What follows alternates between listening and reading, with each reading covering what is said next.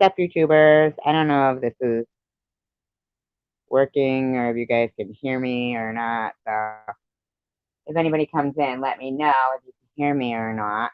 I decided to go live for a number of reasons, but the main one was listening to some stupid, deceiving woman say, I wasn't making fun of her cancer. It's just that she's an asshole that just happens to have cancer. Then why the wig? Then why the wig? See you next Tuesday? Why the wig? What do you think? Fucking people are stupid.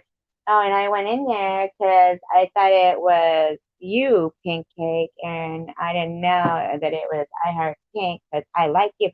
Oh, so you came in already disliking me for some unknown reason. And the only one who went a 0 to 100 is you. Now, here, I'm just going to say there was a video that NetNet had made about forgiving people. And Jersey with Jules had made a comment saying, it's right to protect your sanity and try to smooth things over by, not accepting an apology doesn't mean that you forgive someone. First of all, see you next Tuesday. So, that doesn't mean I forgave her, but you sure as hell were accepting donations from this Riley when she had made the channel calling me a transgender and shit. So it was okay for you? And Jules, you don't get it both ways. You don't get to agree with Annette and say it's good to forgive and good for, to just make peace. Or not forgive, because I didn't forgive. I accepted an apology.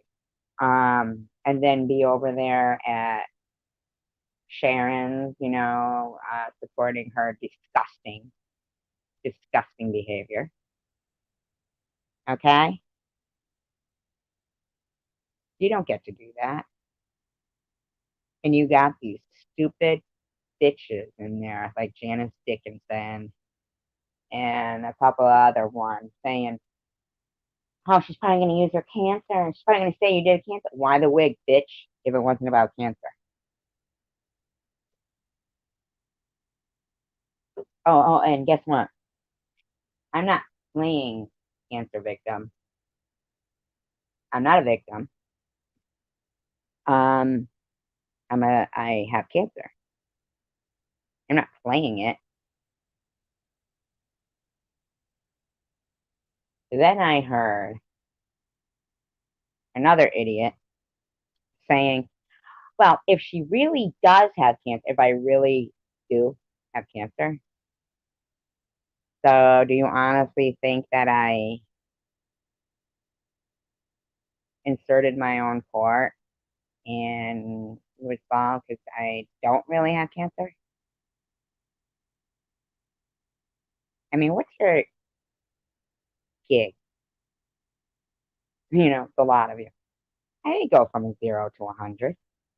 I kept talking about the suspended group. That's what I did. You got some fucking liars, though, that want to stir shit and say, and then you leave some piece of shit kipper in there with my phone name. You allow that. What are you guys? Fucking idiots? Demonic motherfuckers that sold your soul to the devil? What the fuck is wrong with you, bunch of fucking idiots? Honest to God.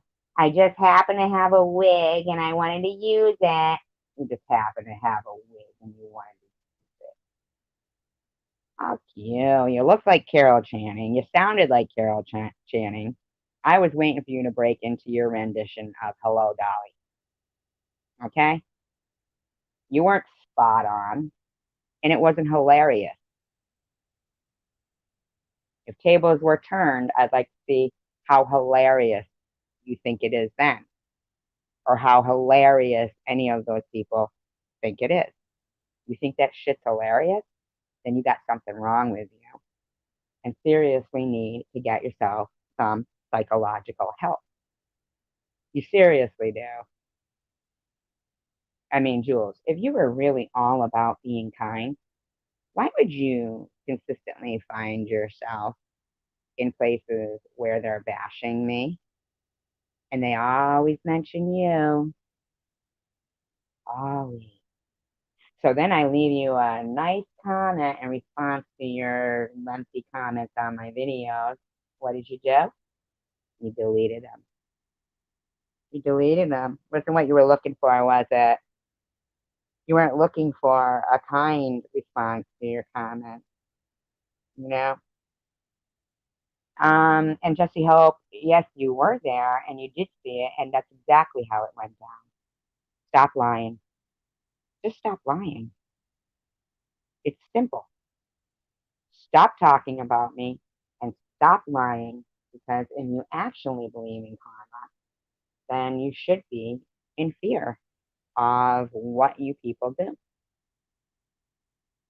I mean, really, Sharon? You're gonna fucking send me kind messages the day before, and then how about you tell people the shit you were text messaging me during the time you were in my live stream, acting like it's not my prerogative to accept an apology. Who the fuck do you think you are? You don't dictate to me. When would I ever let a lowlife like yourself dictate to me? There wouldn't be a time.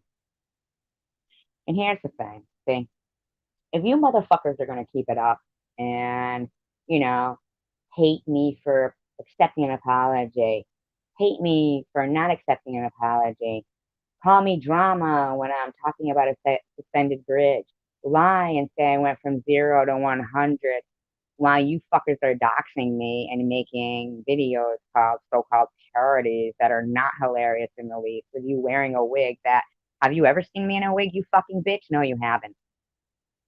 But you know what I see? That nasty ass rotted tooth in your mouth. You nasty bitch. Fucking rotty tooth bitch. Fuck you and your parody. If I want to do a parody of you, I'm going to blacken my teeth. I'm going to spread my legs in a bikini and fucking say, look at me, I'm Sharon B. I probably got 10 STDs. Now go fuck yourself, bitch. You know, the conclusion I've come to is this: that if you fuckers are going to hate me for nothing, then remember when you were kids and you'd be crying and your parents would say, I'll give you something to cry about. I'll give you something to hate me about. How's that sound?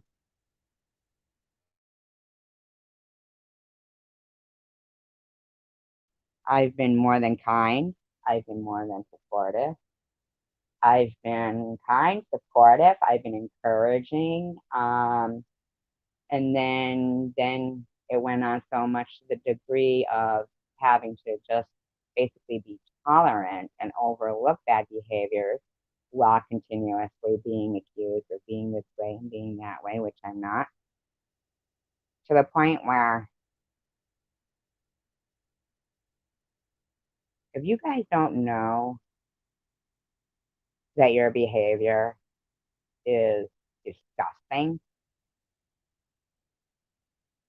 then you've got some major mental problems, okay? And here's another thing. Kelly Marie, let me just address this. You do know that when you, with your capital letters, and you say things like, you're going to come at me, first of all, you sound a lot like that Riley account. I'm just saying. And I've always been kind to you and nice. But I do want you to know, when you say things to me like you're yelling at me and coming at me in capital letters, hi, throwback. I'm okay. How are you? Nice to see you here. When you say things like that to me, I don't know if your thought process is that you're face to face with me and you're gonna fight me, but you know that you're not, right? Like you do realize that, right? Like You're going to come at me? I'm glad to hear that throwback.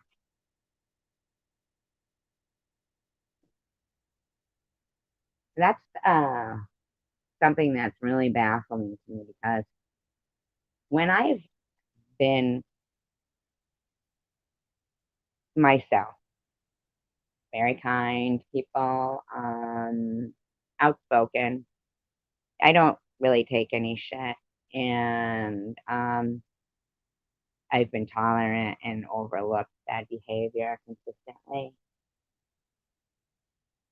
If the people who really are, convinced I'm so evil, show me an example. Show me an example. I mean, I've got plenty of proof, plenty of screenshots of the shit you've said. Oh, different people have said, multitude. Um, show me an example. Show me proof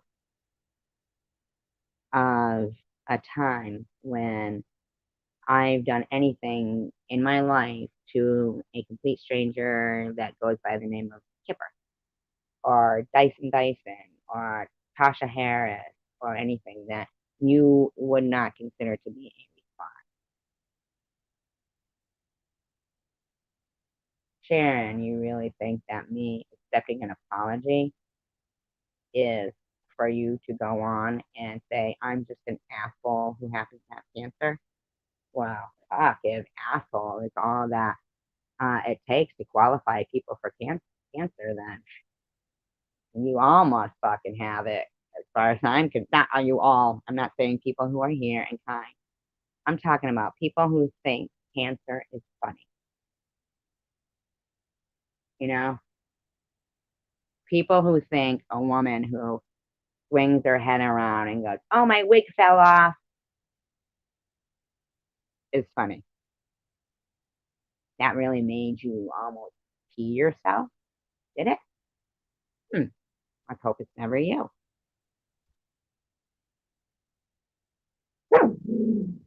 Let's hope you never get, what is it, alopecia, where, you go bald. Let's hope that never happens. Let's hope nobody ever fucking gets a hold of you and rips your hair out. Let's hope none of that happens. Okay? Because it's not funny. But you'll need that wig, so you might want to keep it around.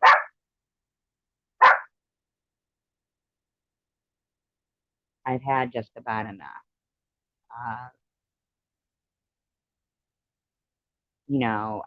I know that it's been my practice to hiking of Ipswich. It's been my practice to consistently. Oh, and thank you, Debbie, for your breast cancer month video. I appreciate that. Thank you very much. That was very kind of you. And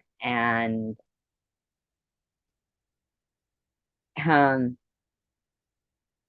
it's been my practice to, even when it's, somebody that I don't get along with, if somebody puts a derogatory comment in the live stream or in my comment section, to remove them. I pretty much won't do that. I know. How could she say that? I know. Right. Of course she was.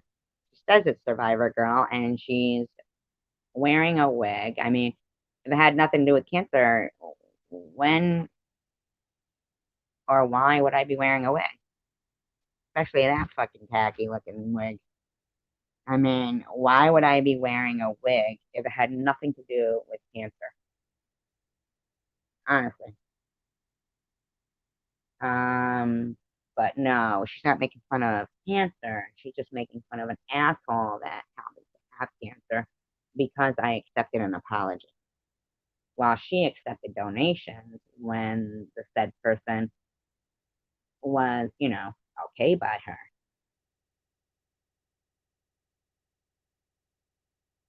Who had several videos she posted on it? Angie or Sharon? And, I mean, several videos posted on it. And then one of her said, so I'm sure she's going to come out with a video about it, which I didn't. And, well, I did come out with a video, her own self doing things. But I mean, hey, if you don't like it, that's unfortunate. See what's going on. Who are you talking about? What are you saying? Are you okay? I'm praying for you. I'm your biggest fan. I don't know who you are, but okay, yeah, I'm fine. I'm talking about Sharon B. I'm sure you know. And oh yeah, she made several videos, but I didn't see several. But I saw, her live streams, and you know, I saw her parody, which wasn't funny in the least. Hello, yeah.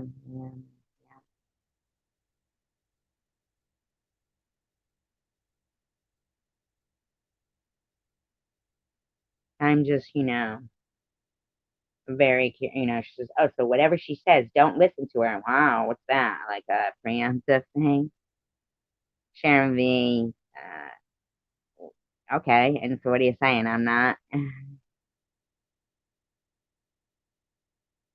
Why do you have SG? What's going on? Hi, Grandma. Like, why is that your name? I don't even get that. Um,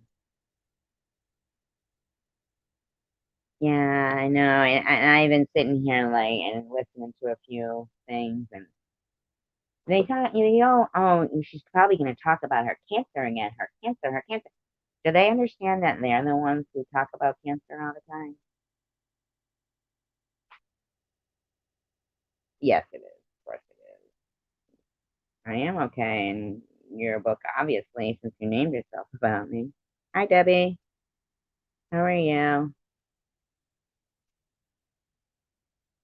These people are just crazy. I do want to ask you something, Debbie. I'm gonna drop the link just in case you want to come up because I want to ask you something. That was, I mean, I could ask you even while you're in the live stream, but um, I'm gonna just close it in because just in case.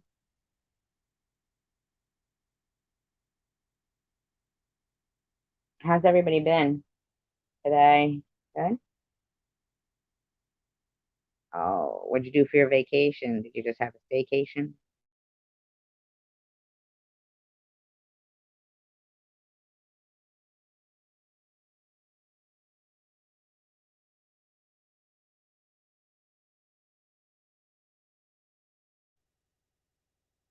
I saw your video, Debbie. Thank you. About breast cancer. You mentioned breast cancer and breast cancer month. I appreciate that.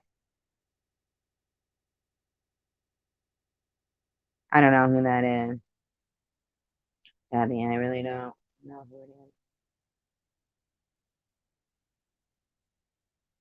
is. Somebody new, I guess. I have no clue. It was really surprising to me. You rolled your motorcycle around. Oh, rode it, rolled it. I thought you said like you're pushing your motorcycle up and down the street. You know.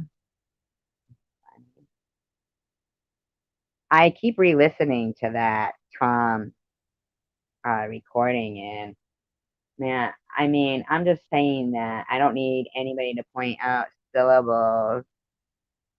Oh, okay. I stop fighting with these women, please? Have you been to their channel and asked them to stop making disgusting comments? Like hundreds of them. Hi, Dominic.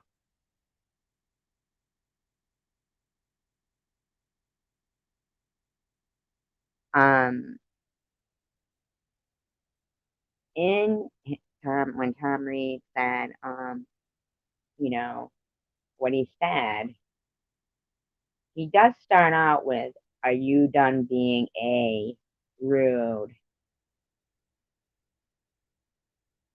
And I've listened to it over and over. And somebody on a video had said, it's like when you say that one thing was said, and if you hear that, you'll hear that. If you hear that, you'll hear that. And the bottom line is, he's rude anyway. And I've tried that. What's going on? I've tried that repeatedly. If you haven't seen it, then you mustn't be watching. Because if I wasn't all up for, forgiveness, then, you know, it's not even about like for, you know, I'm sure he said that race slurring. Yes, he did say it. But he slurred it like he kind of tried to catch himself. Here's the thing, I mean,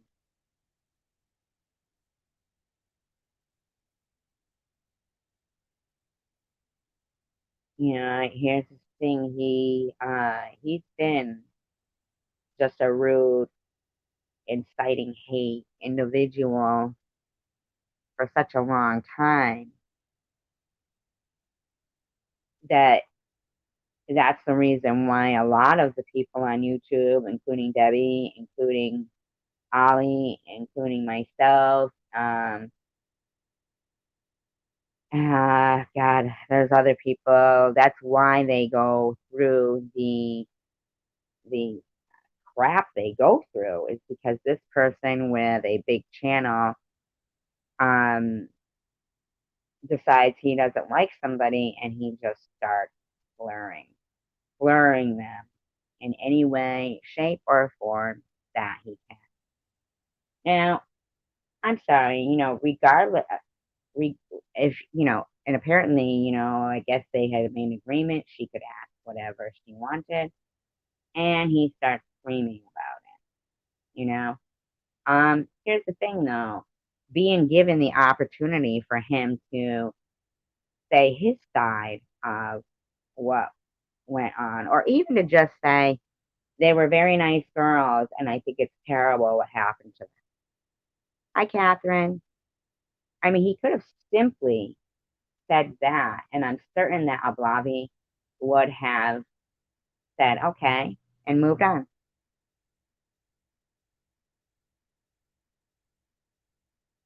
I thought Ablavi handled herself really well, too. I thought it was, I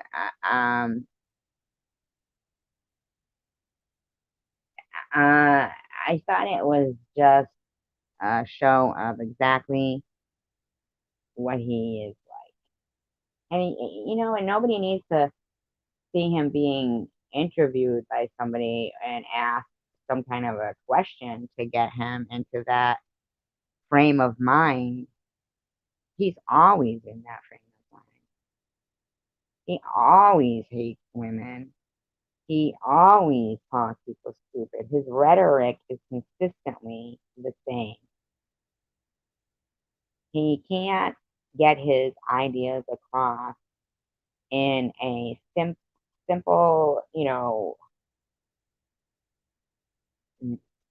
manner. Like he just can't. He just thinks he's like above any kind of. Yeah, I can't even explain him. He's just such a person that he lies. He lies a lot, a lot. Where did Debbie go?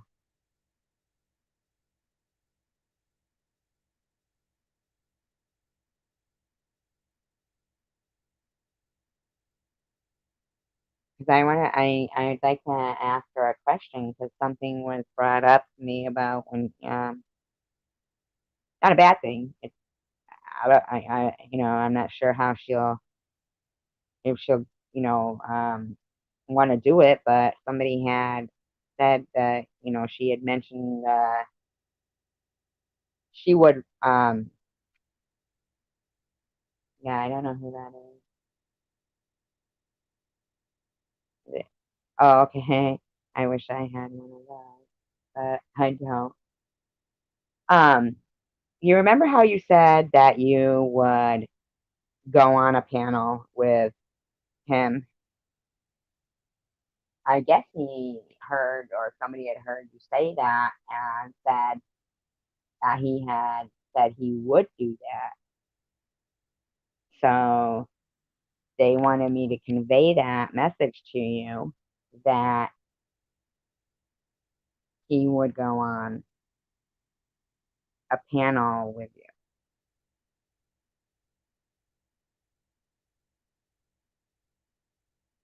Um, yeah, he did. He did say that. Um, but I guess, like, Bobbles had, expressed that to him, that you had expressed interest in that. And he said he would do it on Bobbles' channel. So I don't know if that's something that you're interested in doing, or if that's something that you'd like to talk to her about on. Yeah, that's what he said. The only way he would do it. So, um, she said that, she would come on here and talk to you about it at some point if that's something you want to do. Um, and at least, maybe I don't, all I'm saying is that he said he would do it, but that was the only way he would. So I don't know, only mine you do it. Okay, not mine, yours. Get that.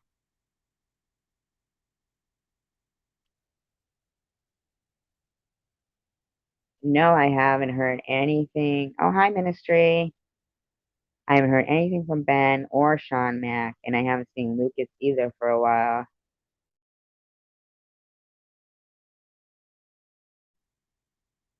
I can understand how, you would prefer to do it on your channel. Yeah, because, um, it's scary to go on somebody else's channel where, that perhaps there might be people there that don't like you, and then you got, him yelling. Who knows if he would be, who knows? I mean, I really don't know, like, even how that would even go. I can't even imagine the two of you on the same channel, you and Chosen One, because if he did that to a Blobby, who is, basically kind of a, stranger to him, really, then the way he would scream at you, I can't even imagine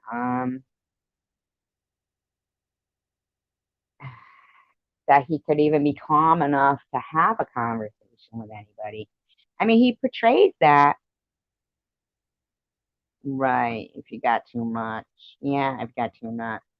Yeah, and I can understand that completely. And he probably would. I mean, 'cause he gets nuts on his own channel. And so his behavior last night in there really wasn't surprising. Um, it really wasn't. Um, he is just so distasteful, you know? He really is. Like, the way he sits there and calls, all these women nuts, and just because people, what does he say? The women, they misinterpret things just because he sends them magnets. Does it, dude? First of all, I didn't even know you were sending me magnets. It was, you said misinterpret that you because you sent me magnets. You could send me 600 magnets a day, and you would never be attractive to me to date. So if you think that I had some kind of a fucking crush on you because you sent me magnets, you better rethink, dude.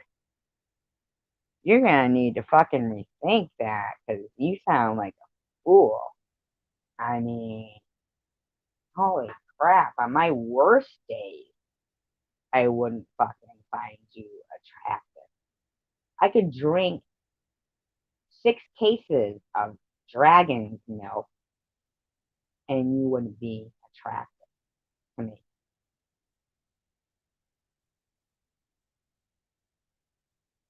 So, I mean, for him to think that these women are like smitten with him or something is definitely, I mean, I'm not gonna say that, yeah, he is legally insane. He absolutely is legally insane. And he is disgusting. And, I'll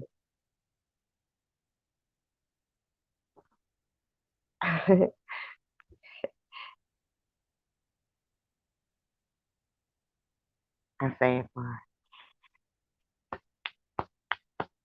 Well, we used to think that it was some kind of liquor. Now I'm starting to think that he really fucking got some lactating women to milk themselves into a bottle, and he calls it fucking dragon's milk just because he hates women and considers them dragons, and it's milk. So he's drinking it, and he loves it. He loves lactating, and he's fucking crazy. Man. I'm not saying that lactating is nothing, but I'm just saying that this motherfucker is a weirdo. I mean, he's a weirdo. I heard him on his own live stream saying that he had done some kind of an investigation as a PI on this something Evie was her last name, EBY, and that the family had hired him because the police. Well, this is to prove how much the state police and the investigators they don't do what they're supposed to do because the family had to hire me to look back into their, the people that were around, their histories and their backgrounds and stuff. But the police, um, um, did you? Well, here is my sign. My sign. um, that they didn't even find, this is what he said, they didn't even find the key in the plastic stone, plastic rock, or whatever that was in front of her door.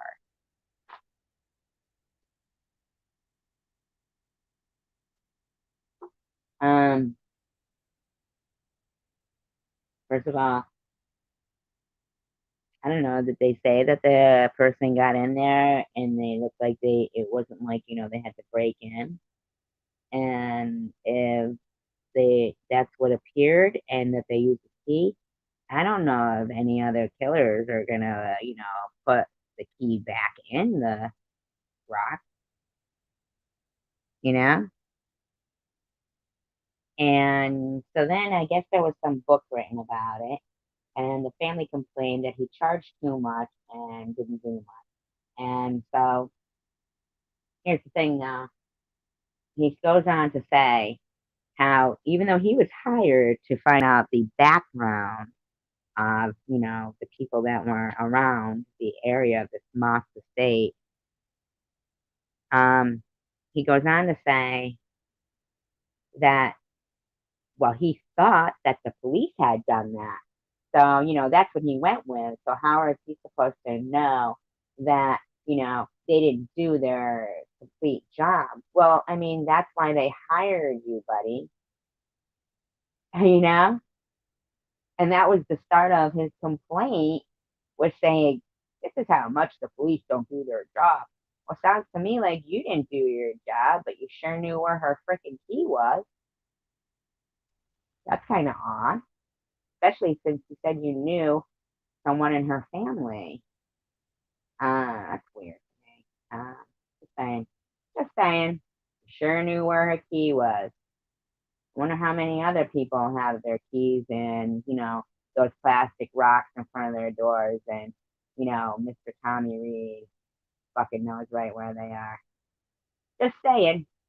I mean, if this motherfucker's gonna, you know, spread all this lies about me, then and call me a lunatic and think that, the louder he yells, the more he's going to get his point across.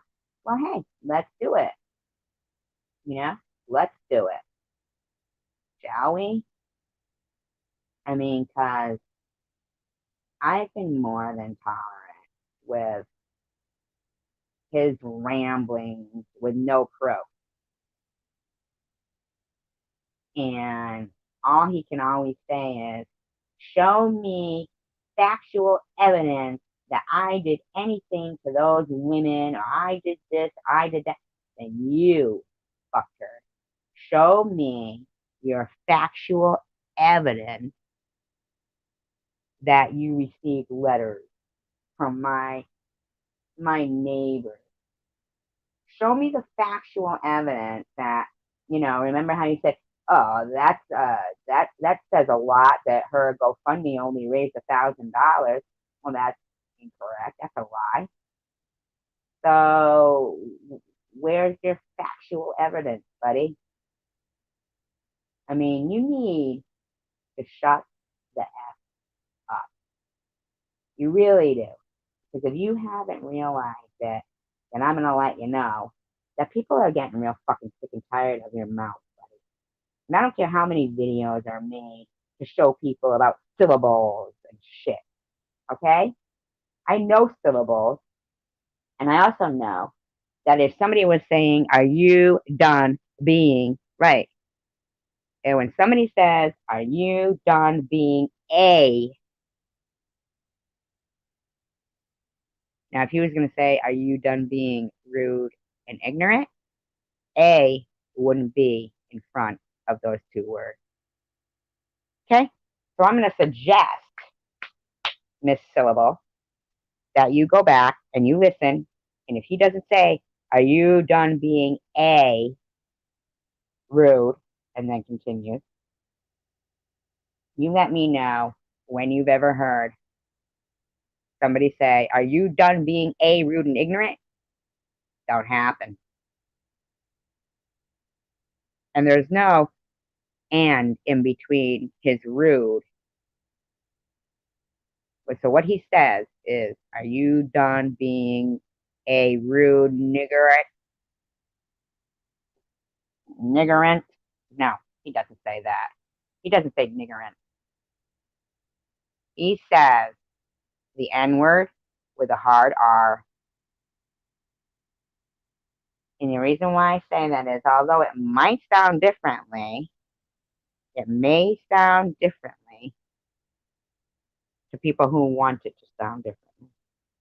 But for the fact of the matter is, you do not put, are you done being a rude and ignorant? A rude and ignorant. Not proper English. And it's not what he said. He said a rude. That's what he said.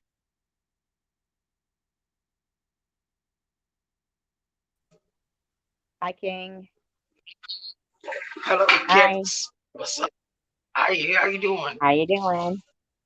It's me, I'm Harry doing from good. How are you? Now I'm good. I'm good. I'm good. So you were there. What's your take on it all? Oh, I hate racist people, and I think Baba should be blamed for letting him on the panel, letting it go through his mouth. Because if I was a big time a YouTuber like she was, I would knock him off when he said it.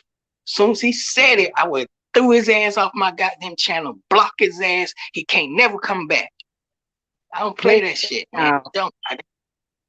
Here's the thing. Because of the fact that, at that point, she really can't rewind and re-listen. So She could she's, rewind after it's over with. After it's over with, she could rewind her own damn live stream, listen to it, and then tell him next time when she see him or hear him, tell him you're banned. You don't come back. I listened to it over and over again. Me and my husband, we heard what you said. You tried to deny it. and you said it on my live panel, it's over with for you. 1, 2, 3 strikes, you out. It's over for you. But That's if what she she said. doesn't hear it, That's if what she doesn't hear it, you know how some people want to hear rude and ignorant, and some people want to hear, rude, you know? she said. Um, She was gonna go back and listen to it. Did she go back and listen to it? She said it on her channel, but she was gonna go back and listen to it. right. And she should have went And back and listened to it after it was over with. And when she heard it come out, she should have played it over and over again to see did he really say what everyone heard him say. And when her husband listened to it, block his ass, ban his ass, tell him they'll never bring his ass back around. That's what a fucking real YouTuber do. They don't care well, who's Ablavi says that he said rude and then changed it up. Like he went to say the N word and then changed it up. I heard the whole thing. I clicked on her live stream 5 minutes before he said it, and I heard it with my own damn ears. He said it, I think so too. But and when the he person who he's saying it to is in agreement that he changed it up, I mean, but we don't know. Ablavi may never have anything to do further with him. And here's the thing though, with Bobbles, if she would have kicked him off right then and there, then but Ablavi, who is very strong, would have taken that offensively, like, as if Bobbles thought she couldn't fight her own battle kind of thing. I I took think. offense. I wish that he lived in Atlanta. I would have bust his fucking ass. I don't play that shit, man, because of racist. See, Oh, I don't he's give a fuck. horrible. If he lived in Atlanta, I would have bust his ass. It's a miracle that ain't nobody black bust his ass yet. Well, do you know who Frank Nitti is? Yeah, I know who Frank Nitti is.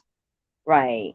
Now people will say that there's no such thing as reverse racism, but I do think that there is because Nitti will continuously, and I'm not being mean to Nitti. I'm just as an example.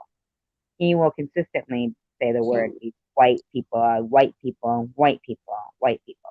Okay, and um, now I'm against him doing that, and I'm against Tom Reed saying what he said.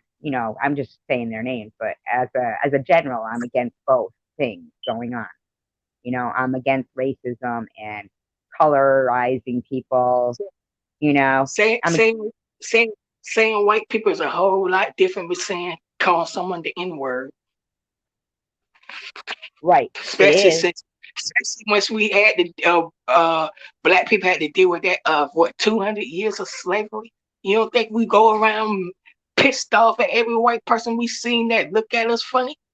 right, but I'm Jewish, so for thousands of years, Jews have been enslaved.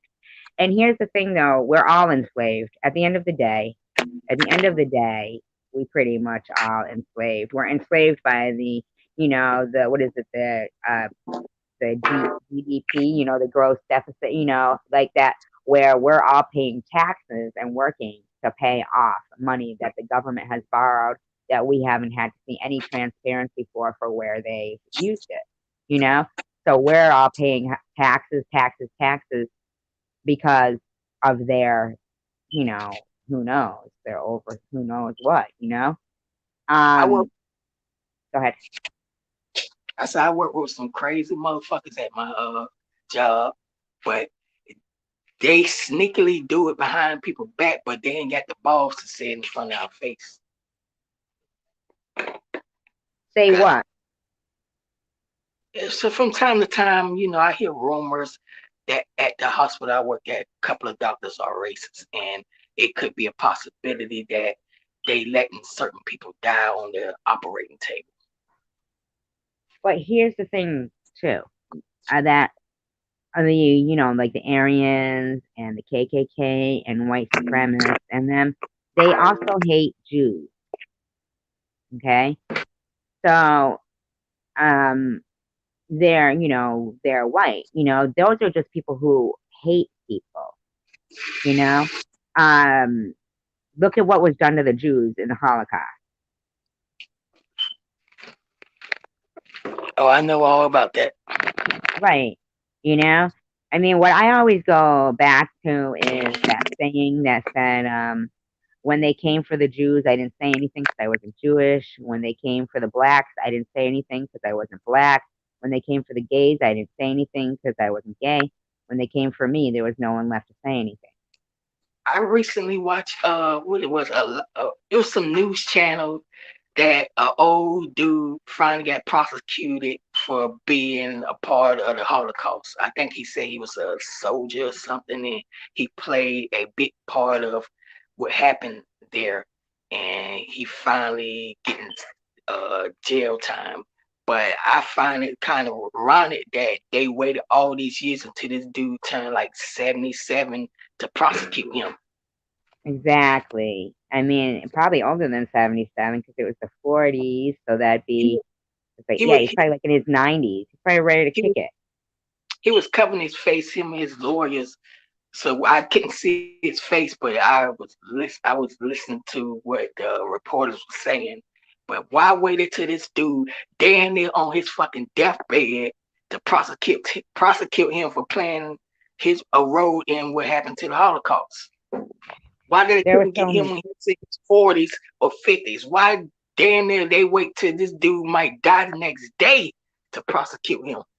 exactly. I mean, so I feel like money is the root of all evil for everything, you know? I mean, whether it's, for there's people, remember they used to have indentured servants where, when all the rich people were coming, the people who had the money, I should say, coming to America, the new world. And then there was poor people who wanted a new life too. And they had to be indentured servants. They had to work off their passage for 7 years, the very high interest. You know what I mean? Like it was, and they had to pay for their own all of this. Okay, Alexa, Debbie. Uh, um. So do you? So you saying only on your channel though that you would do the chosen one thing? Then I'll say say that. what?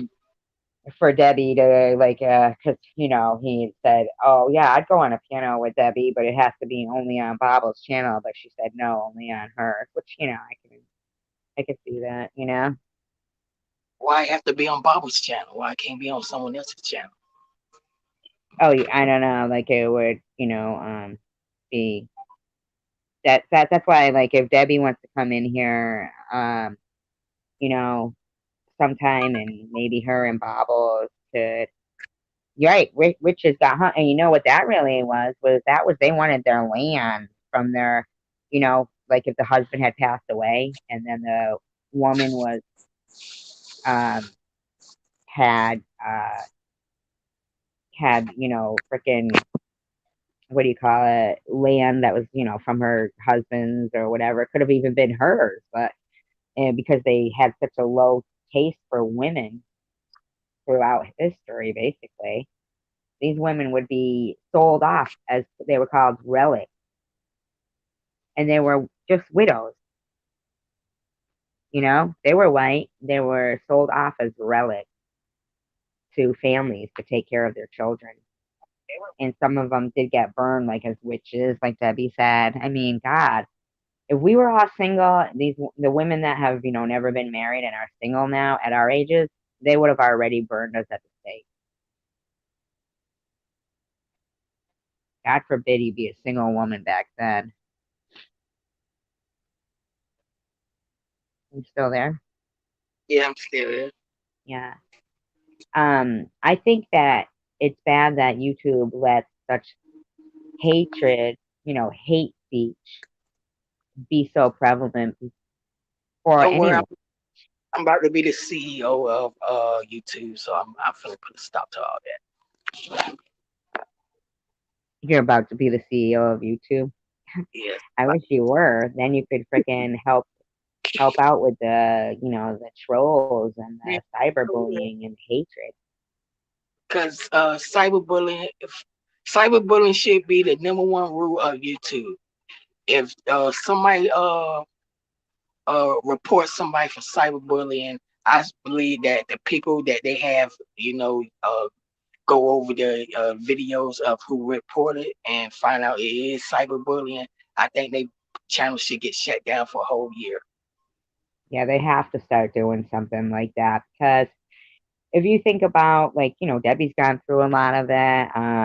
I've gone through for a year since my diagnosis, and Tom Reed, Chosen One, started that. That's what I believe. I believe you say any racial slur, or you in cyberbullying, or you even said some foul language out of your mouth, I believe everyone channel should be shut down for a whole goddamn year. Yeah, put a stop to all that shit. There's got to be someone to be made, they've got to make an example out of somebody so that people think there's repercussions. Right now, these people who are doing it, they see no, night, Debbie, they see no consequences for their action. Sharon V, who was on my panel like a couple of weeks ago, may, came in. I don't know if you were here, came in my room the other night. Me and I Heart Pink were on the panel talking about Louisiana and suspended bridges, random shit.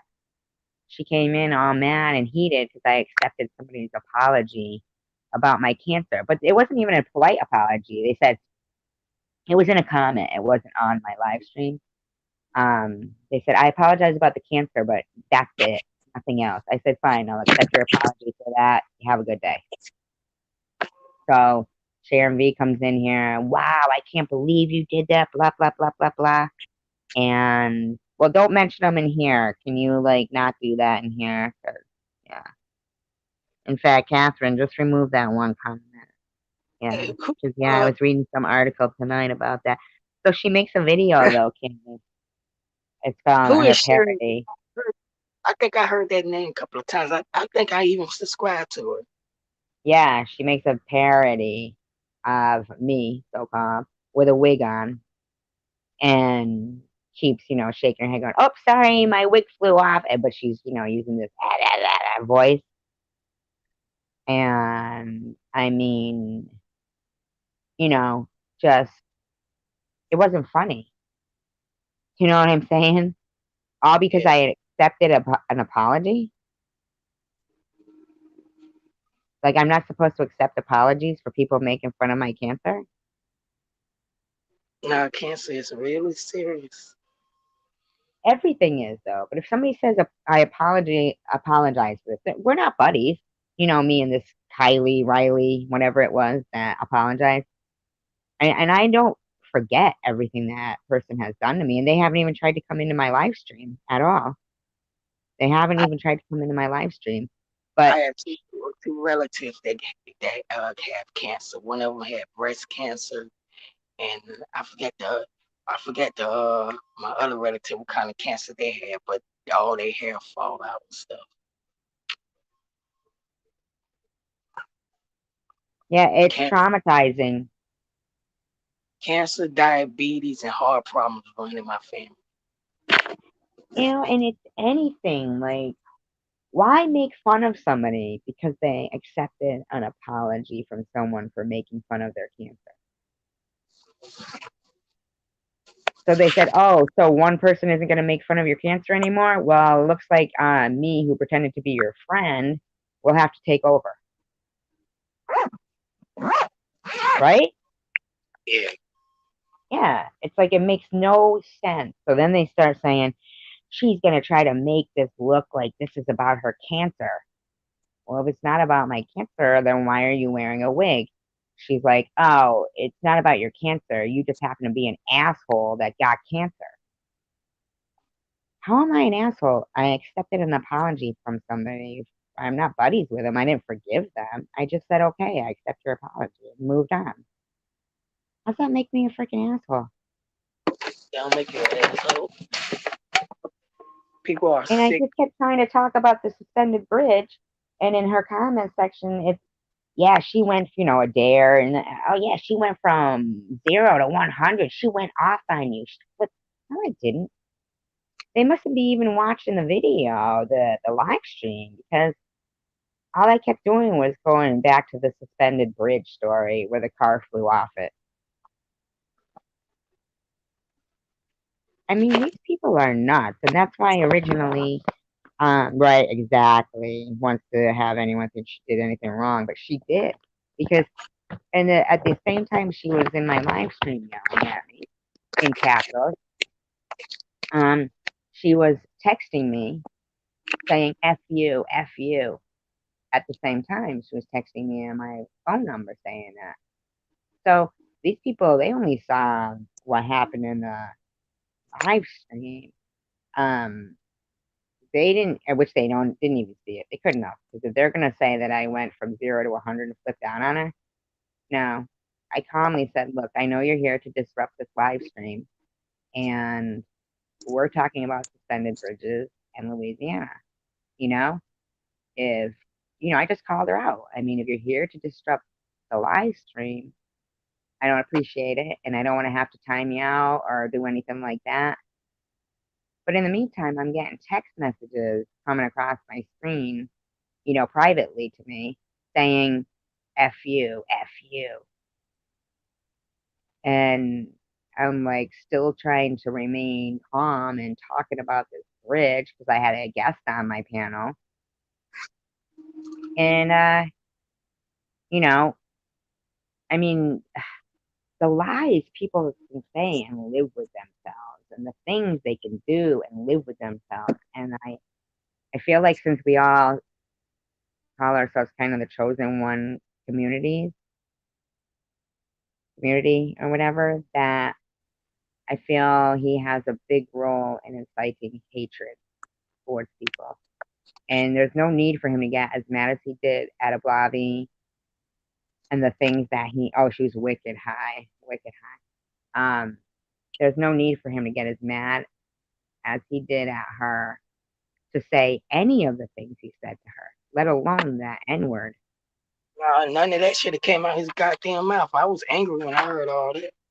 But the way he was yelling at her and calling her stupid and, all these things, I That's mean, why I say I'm surprised no one haven't bust his ass.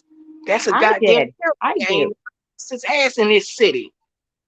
Oh, you didn't? Well, I think one time they said that they tried somebody, I don't know, he had a video up, but I mean, for a man that videotapes everything, right? He's got his video going, and supposedly, like this, you hear this voice come up. I don't know if he still has this video up, come up saying, "What are you filming?" And then he drops the camera, but so-called he supposedly drove up on the what do you call it? On the edge of the sidewalk and the road, you know. But in between these, I thought it was set up myself. I feel like it was set up, but um, it could be true that he was. All I know is I don't think people in Detroit really are liking him, so he really hasn't been back I know he won't come to Atlanta with that shit. there. They don't play Yeah, down. I don't think he should be allowed on YouTube with that shit. Now he shouldn't be nowhere on it. No, he shouldn't. He's inciting hatred. He, He hatred and he riling people up, getting people excited and angry and all at the same time, all this shit. Look what he did to me, King. Fucking, I was a mod on his channel a year ago. Okay, I've been going to his channel since before he had 1,000 subscribers, and this is God's honest truth to you. Okay, this is what happened. I was mod on his channel, and then he was doing these afternoon during the time I was having to go to a lot of doctor's appointments before it had gotten diagnosed to the full extent of what stage and everything. And so the night before, I was in his live stream, and all the same people that had been there for years were there. And I'd been friends with them and everything. And he says, okay, so, because I said, it just sucks to have to go to the thing for the biopsy results alone. And he said, oh, I'll run a live stream. We'll be here for you to give your results. We'll be your support. Right? Okay. So the very next day in the afternoon, he is having a live stream. So I think, they're my support. They're my family, my YouTube family. I go to talk and I'm blocked, unmodded and blocked. And he said technical difficulties and started laughing Think when he I did found that? out. Huh? I said he did that on purpose. Yeah, he did. Yeah, that was the day I found out I was stage 3 breast cancer and it had gone to my lymph nodes. And I threw up when I got it. And he laughed. He said technical difficulties. And just, I couldn't help it. I threw up. I was like, oh my God, I couldn't believe it. And so then it started coming out that, oh, he says so called God. Letters from my neighbors saying I was faking cancer. No, he didn't. I've asked probably over a 50 times, where's these letters, buddy? He did it on purpose to hurt someone. And he did. He hurt me. That hurt me. I was like, because I became ostracized in this community.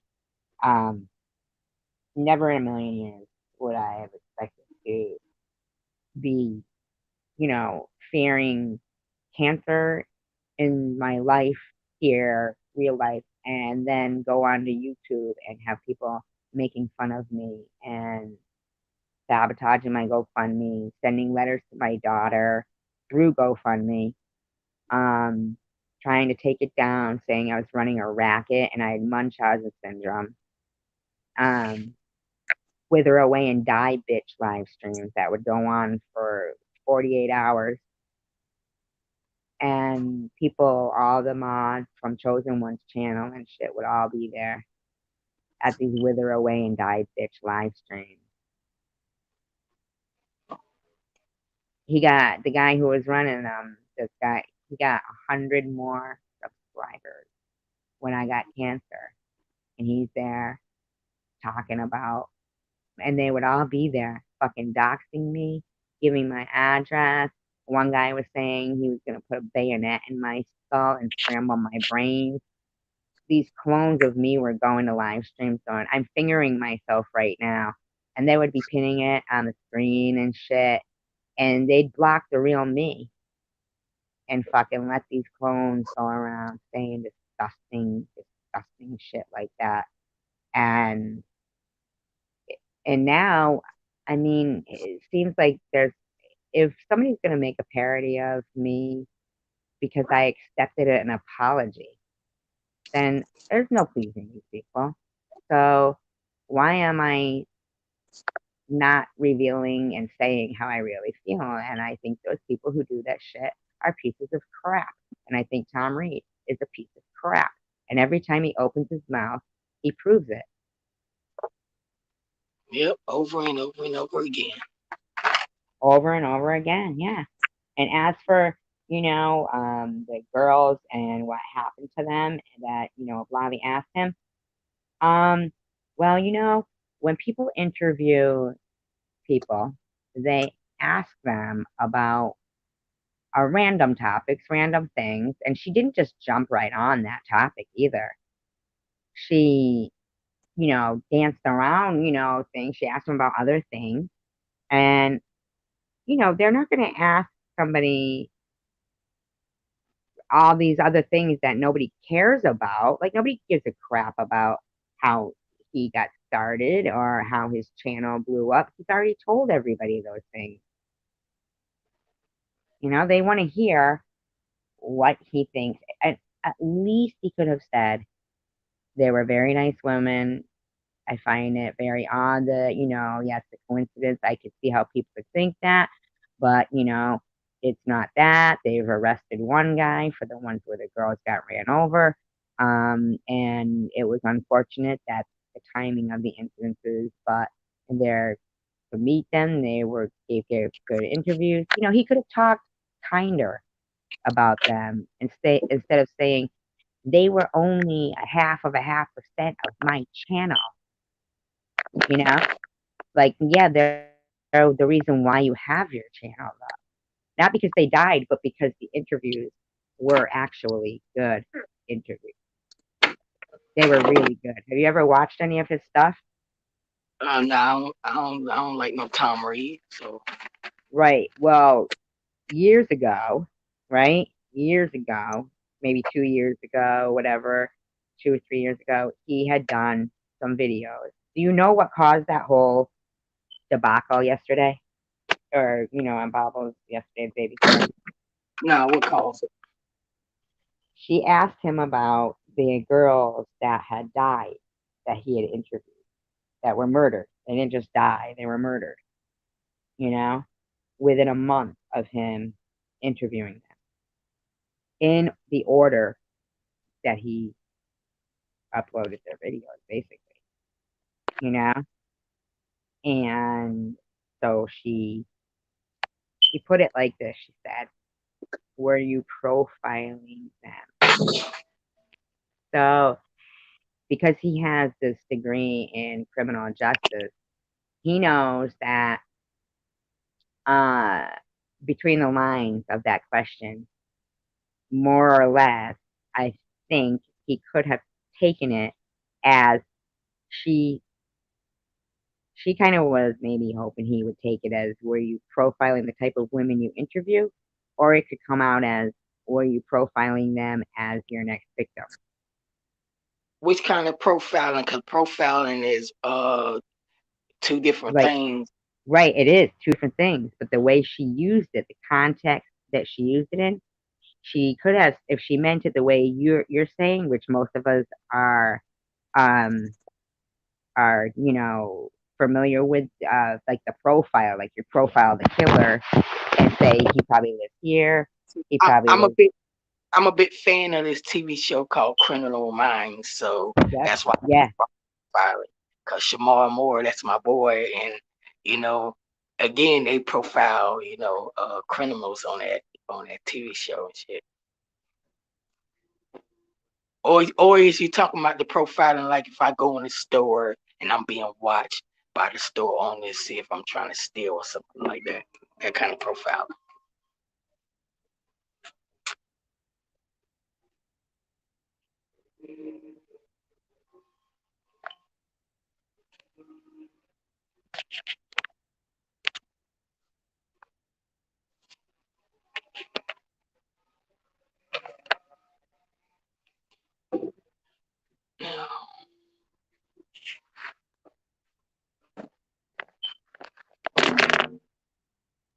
Hello.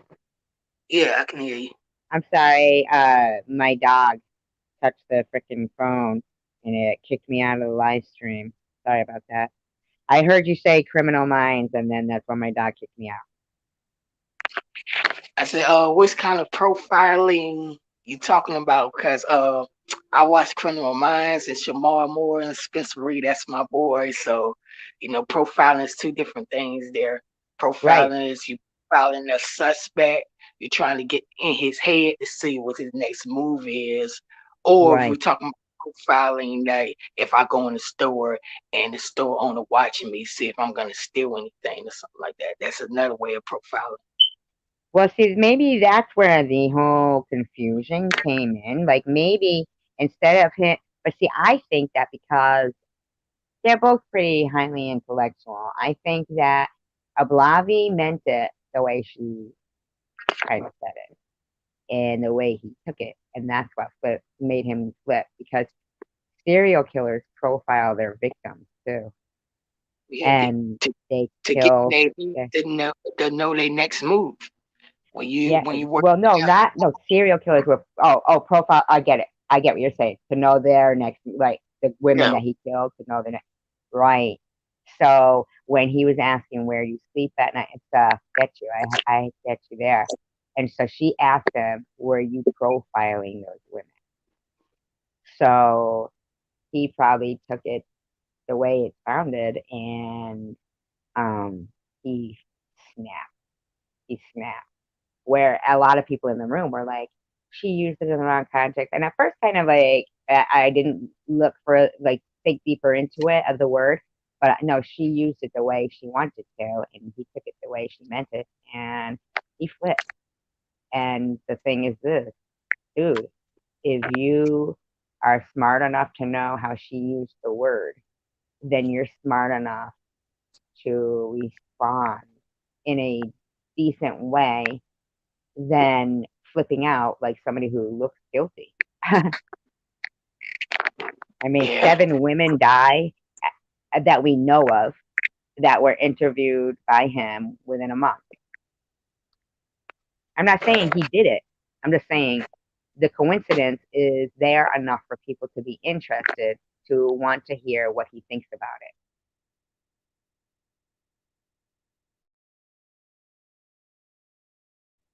right, King? yeah, I can hear you. Yeah. I mean, like on Criminal Minds, there was a Criminal Minds episode, and there was somebody who online was interviewing 7 girls that got killed within a month of being interviewed. Don't you think they would look at that person? Hell yeah, they'll look at that person. They'll bring him in for interrogation too. See that. See what do he know?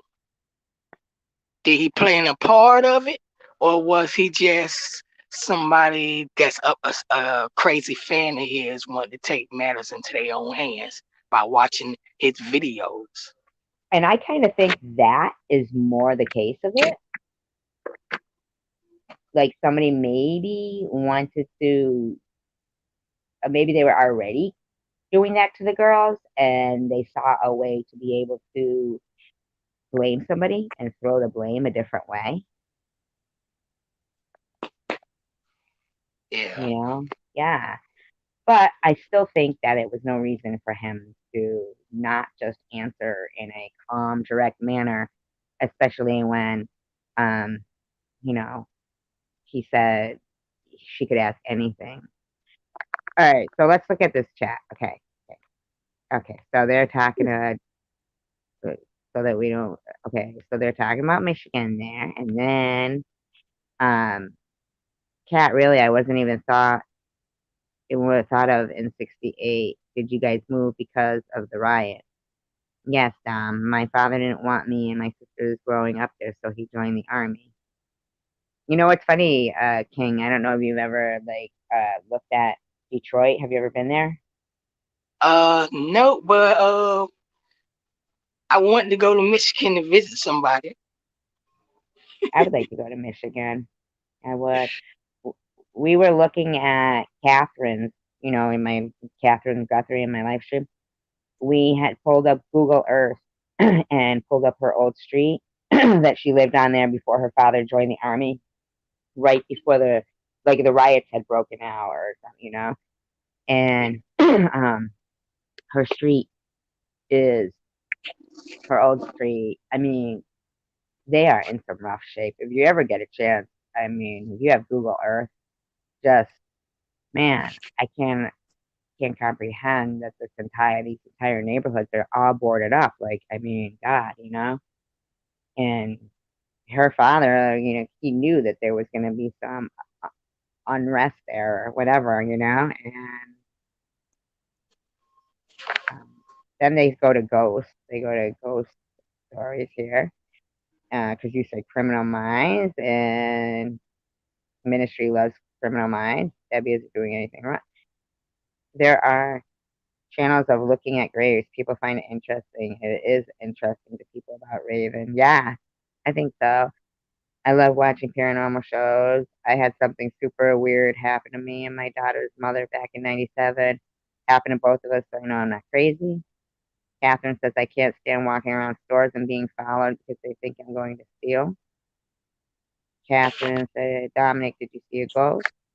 Throwback said the real story about the girl Debbie went to the graveyard is that she was not hit by a car and found laying in the road, but shit, she was staying at someone's house and she was real sick and died. Really? Huh. I never watched the Raven interviews. That was after I was already out of there. Catherine, that's that. Look up Brightmoor. It's west of Detroit. Used to be a lot worse. They're starting to clean Detroit up. Well, what happened to the ghost story, though, Dominic? I mean, he starts to tell us a ghost story. Then have you ever seen a ghost thing? Or Yeah, had a freaky experience like that? I used to work for a hotel that was haunted. Yeah, I seen my share of ghosts. So what happened? I got ghosts in my house. Oh, you do? Yeah. Anyone you know? My older brother passed away in my house. I seen him breath. You've And seen what? I said my older brother passed away in my house. I seen him when he took his last breath. And my mom passed away at the hospital I work at, but I'm pretty sure I had a couple of dreams where I heard her voice calling my name. And my half brother, his dad, ashes and urn is sitting on the coffee table. So yeah, I have ghosts in my house. Are you scared of them though, or no? Oh, they family. They ain't like they strangers. They family. Right. Now, is that house been in your house for a long time? Oh yeah, we've been this one of them generations houses passed down through Mm, the lines. that's nice. So you've had a big, close family. Yeah. That's very nice. A lot of people don't have that. Whoever thought I'd be working at the hospital that the same hospital that played a part in my mom passing away and to play a part in my brother passing away. Whoever thought that? Why? By like not by negligent care? Yeah. Some this doctor that he's a heart specialist. My mom passed away on his watch. And then Mm, a year later, the same doctor caused my brother to flatline on the table 5 times. And when they brought him back, he was brain dead. So we brought him home and he stayed in the house for a month or two before he passed away in the house. But the same mm. name was under both of their watch. So I work at a hospital that if I ever run to this doctor, God hold me back because I'm gonna bust his goddamn ass. Two family members passed away. Two family members' minds died on your fucking watch, and your name is on the paper. And they didn't do That's not, nothing. that's not no goddamn coincidence. Especially when that doctor's supposed to be a heart specialist and his name is on the fucking paperwork. That's what I'm saying. Like sometimes, like when it's a coincidence for somebody else, or it's suspect for someone else. Depending on who you are and how much money you have or whatever, it's like, like you just saying, it's no coincidence. But Ain't no for coincidence. him, they could Once put it it's a on coincidence, twice, nah, that's suspicious. Your name on both of the damn paper. right. Like the Tom Reed thing, him interviewing seven, at least seven that we know of, girls that ended up dead within a month, right? It's not coincidental. And I mean, it could be coincidental, or it could be, like you said, maybe a crazy person who was watching him and did that, or anything at all. But people need to realize that if it was somebody else, it could go the other way. They could be sitting in jail and be innocent because, you know, uh, you know, it's just so crazy the way life is now and people, and they're getting crueler. My sister died of heart failure as well, my older sister. Dominic says, yeah, we were there at night looking at dates on the stone. It's a real old cemetery. We both bent down to lighter, um, and, and heard a hollow knocking. We both looked at each other and ran. We both heard it, so who knows? Oh my God. I want to, could you imagine, King? Have you ever went to the cemetery at nighttime? Yeah, I You did did. like once. You weren't scared. Yeah, I was scared. Yeah, I was scared. That's why I don't go again. Go again. Why would you be scared? Why would I be scared? Did you hear Dominic's story? He said he heard a knocking, like a hollow knocking. Like maybe it could have been a woodpecker, you know? Possibly could have been a woodpecker, right? But it could have been somebody in a coffin knocking. Hey, hey, right? Yeah, Yeah, I don't go to cemetery at night 'cause I got religious beliefs. I believe in hell, heaven, demons, angels, ghosts, and stuff like that. So I don't I go to do the cemetery. too. I people that die at the hospital, we have guys that come with the meat wagon and gets the To dead me. body. Uh-huh. It's a metal table. The metal table that they put bodies on. I call Yeah, it the meat wagon. I yeah. asked them. I said, "Do y'all ever pray on that table or put a cross on it or something like that? Because I can't be working around dead bodies all the time. I can't see how they do it." One of them was eating a Snicker bar, rolling their damn body down the hallway. I He said, was "Man, doing what? damn, eating a Snicker bar." Ugh. He, yeah, he like watch like dead bodies don't bother him. I had to move on the other side of the hallway because I don't want to be around dead people. 'Cause I believe that nice people go to heaven, but bad people, they're trying to attach their soul to the living to stay on earth because they know they're going to hell. The hell demons, the hell hounds is coming for them, and they'll try to attach their soul to the living so they won't go to hell. Do you think they're trying to test their soul, or the demons have already sold their, demonic people have already sold their soul to the devil? And that's why it seems like a lot of times nothing bad happens to bad people. They'll win the lottery, they'll get this, they get all the breaks, and the good people, that's the one, like the bad person could have done the evil doing, but all they've got to do is point the finger at the good person, and the bad person, the good person goes, wait a minute, I didn't do that.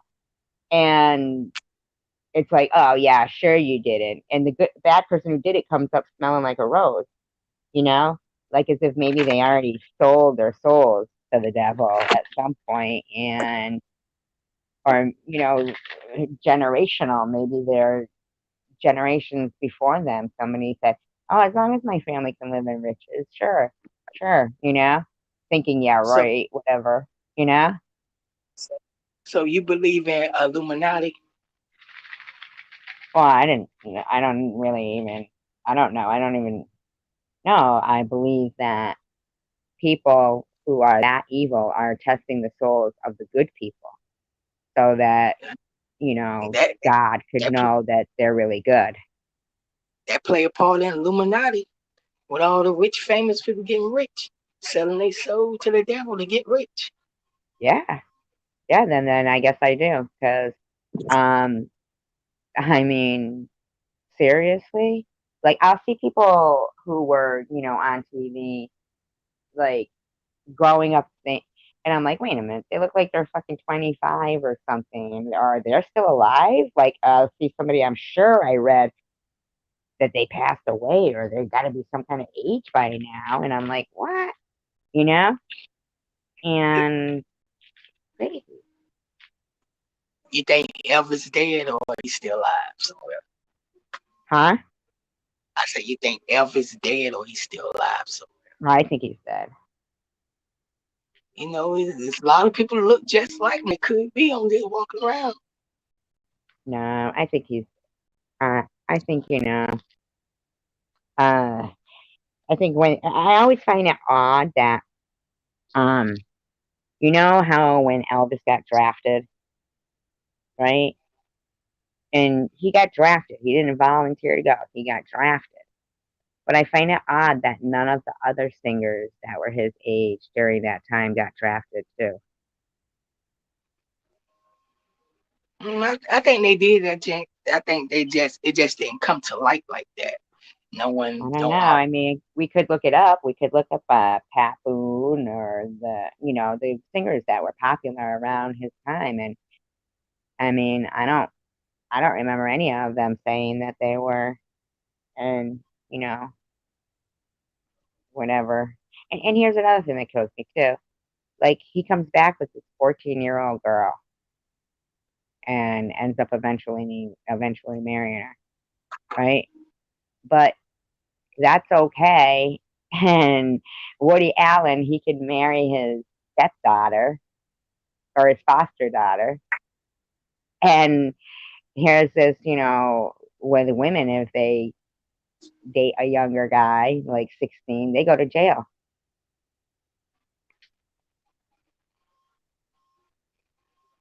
It's like such a Ain't double standard. ain't Willie Allen still alive? Yeah, Woody Allen's still alive. Yeah. Damn, he must have some dirt on some people for him not to go to jail for doing what he did. Yeah. Did you know that story? Like I heard him about it. and Mia Farrow had, the bunch of like adopted kids that Adopted they took kids, in. and he married one of his adopted kids. Yeah, he married one of his adopted kids. She found pictures of her. As she started getting older, she found pictures. And he ends up marrying her. Woody Allen's adopted daughter. Yeah, freaking marries her as soon as she turns 18. Like, that's, come on, man. And here's Mary Jo Letourneau. What was her name? Mary Kay Letourneau. And she ends up like in prison most of her life, where there's so many sexual predators out there, you know, that are in and out of jail repeatedly, and they continue to molest children. They're in and out, in and out. But a woman goes, there's a big think about it, there's, yeah. SG, how old you was when Sharon Tate was alive? I don't even think I was I? How long ago was It's a shame what happened to her. Damn that? Manson family. Yeah, I feel like, it's kind of crazy though that they kept him in jail for as long as they did. Um, when he wasn't even there. I mean, that's like, you What, know, man, the Manson dude? Yeah, but he wasn't there, but he played a part and he brainwashed all them people. I mean, And here's he the thing told them too. when you go do something witchy. That's why they wrote that shit on in blood on the wall. Yeah, but He I looked back, I've researched him, and he is, it's so sad for him. He's like that Eileen Warnock, the woman that was killing the men in the he's highways in Florida. he's he's a slick motherfucker. He'll tell somebody to do something, but keep his hands clean. He don't go do it. I got a cousin that do shit like that. Tell somebody to go do something when he don't go do it. So when you get busted and caught, he walk away scot free. I got a cousin that do shit like that. Manson dude is just like that. Yeah, but he didn't walk away scot free. Yeah, cause his big road in it. And they turned some of the girls turned on him. That's how he got caught. But they would You have know what kept I their mouth think? shut. I think that he was institutionalized in mind. You know what I'm saying? Like his mother was, like very, very young when she had him. And I mean, like underage kind of when she had him. So he grew up for a while thinking that she was his sister, and she traded him when she tried to trade him, sorry, for a pitcher of beer. And so as he got older, she put him in one of those juvenile delinquent homes. And him being so small of stature, he got molested continuously, continuously. And he would try to talk to the adults there. He would try to, he even had escaped, like when he was 12 or something, and went to his mother's, and she turned him out. She turned him away. So he stole something minimal, like he stole a car and $40 for a hotel room for the night. He was a young little kid, and they took him right back. They got him again, and he stole $40, blah blah blah. In the meantime, they're molesting him repeatedly in there. So he grew up institutionalized and molested constantly. And when he got out, he couldn't function. He had no functioning skills. So for him to try to create a family, which some people call a cult, maybe, um, if he said do something witchy, it doesn't mean he said kill them. And maybe they were all tripping, tripping, tripping, tripping. So Tripping their on actions, acid. yeah, you know, uh, he he and I watched an interview with him, and he was talking to the guy, and he was talking about. They said, "What do you miss most?" He said, "The touch of a woman, and touching a woman in their soft skin." And the guy said, "So what do you do for sex here?" And he said, "What do you think?" And the guy said, "Doesn't that bother you?" And he said, "I'm used to it. It's been my whole life." So he knows, that his whole life. And so when he was trying to make a family, it was probably the first time in his life he's ever felt love.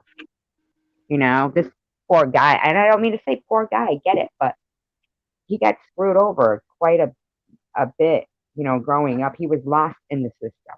The system failed him and they were tripping. So for them to say we were doing what he told us, but they were tripping, that is a contradictory statement. They couldn't have been doing anything in the mindset of this guy told us to do this when they're tripping. And, I think there's a lot of different factors in that, it could have, there's just so many factors with that.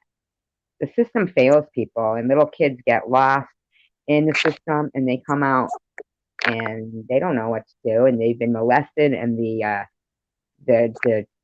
detention, and the juvenile, the corrections officers there, they the time the timeline for suing if you've been molested in one of those government detention centers is gone by.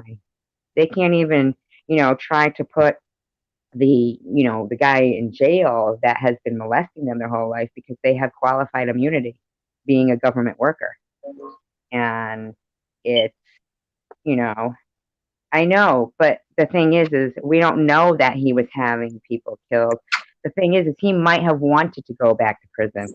A lot of times in his life, even when he got out of the detention place, he continued to do crimes because all he knew was prison. That was Yeah, his safe place. Yeah, I that's know all that. he knew. I seen a documentary. They said that he spent half his life in prison. So when he got out, that's all he knew. So he quickly fell back into his ways just so he can go back to prison because Yeah, half exactly. his life was in prison. Yeah, that's how he was. He grew up there. Grew up there. That was all he knew.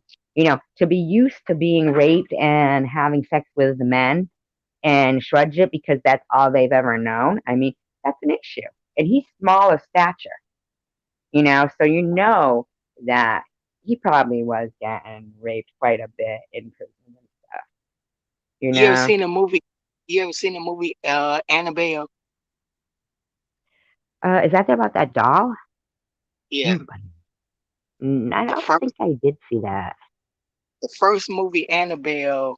Uh, the girl and the boy that broke in the house with the dog that supposed to been Tex Watson and one of the Coke girls, Manson girls broke in the house and the Manson girl didn't want to go to hell, so she uh put her soul in the dog before she got killed.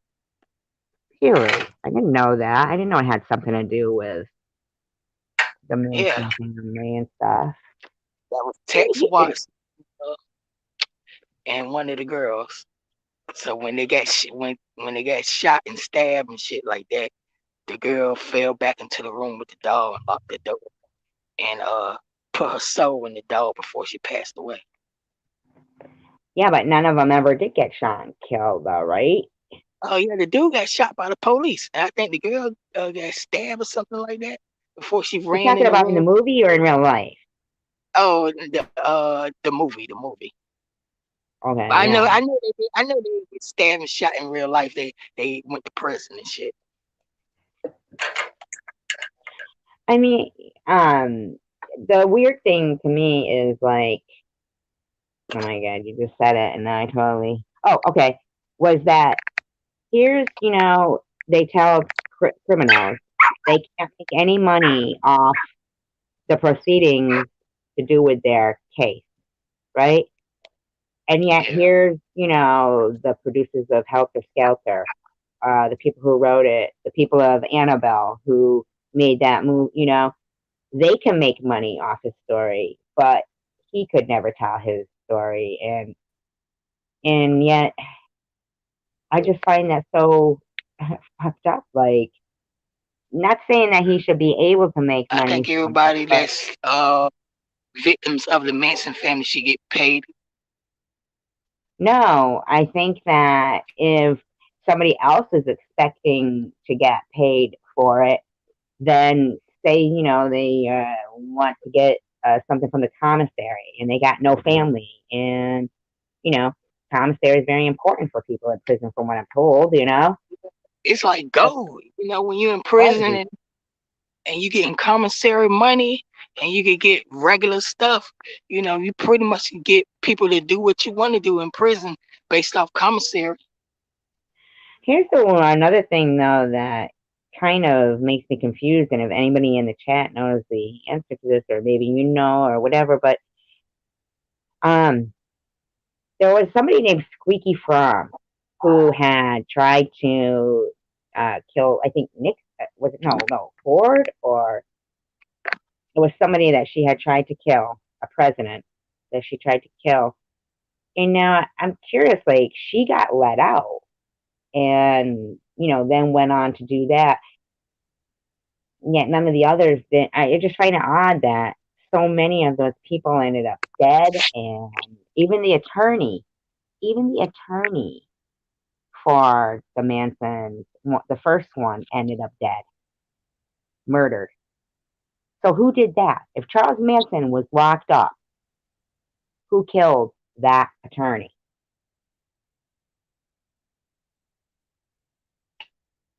Right? You there?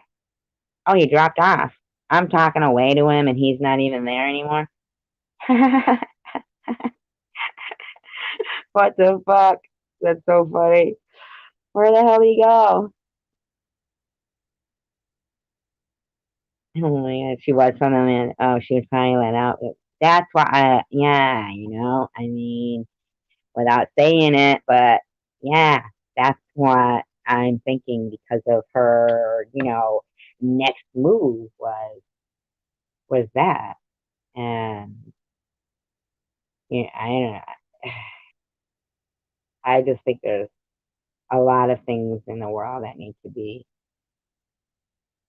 changed, in the world in general. I want to know what happened to freaking King, or maybe his phone died or something. Sometimes that happens. What, that she was let out? Is that what you mean, or that King dropped off? Which one? Which one, Catherine? Yeah. And I just thought of that while we're talking about it. Yeah, I did it for Charlie. I mean, that's, yeah, I really think they used him as quite a scapegoat for a lot of things. Yep. I mean, uh, yeah, did it for Charlie. That doesn't even make sense. Like, I feel like he did all those things that he would do during his, when he would come up for parole and act crazy and stuff, was because that's all he knew, you know?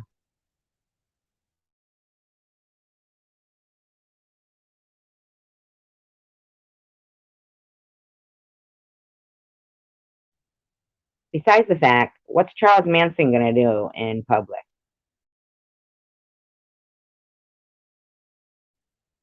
Like, why even give him parole hearings or the possibility of parole if, I mean, what's Charles Manson gonna do in society, right? Honestly, like, he's gonna go apply for a job as a fucking grocery clerk or something, you know?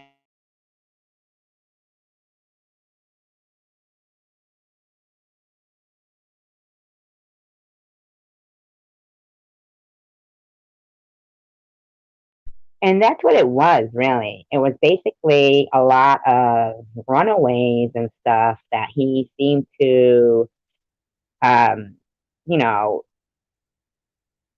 take under his wing. I mean, I'm willing to bet that maybe some of that shit has been exaggerated too for the books and everything.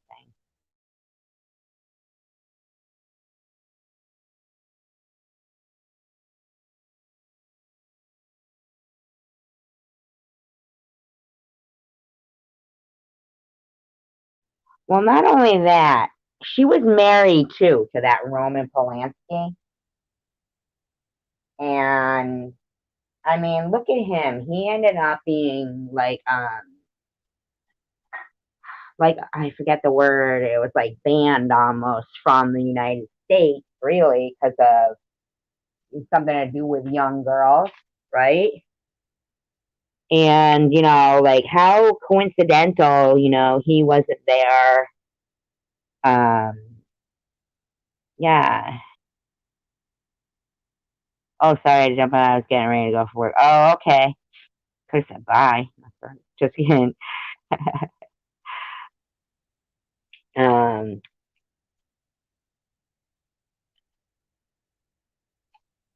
my God, I immediately forgot what I was talking about.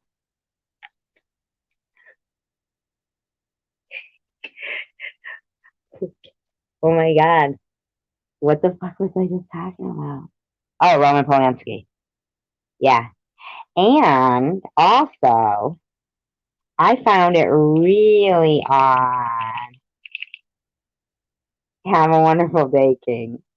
Thank you for reminding me. I'm sorry about your mom and your brother and anybody else you may have lost. Any trials and tribulations you're going through. You're a very nice person.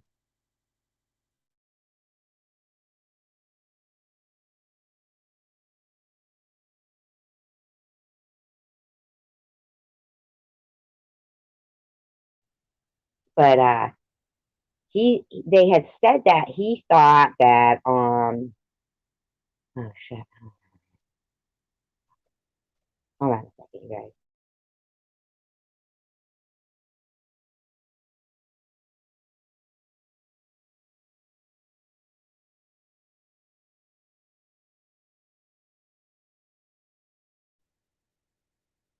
Oh, your boy. Wonder why he having a time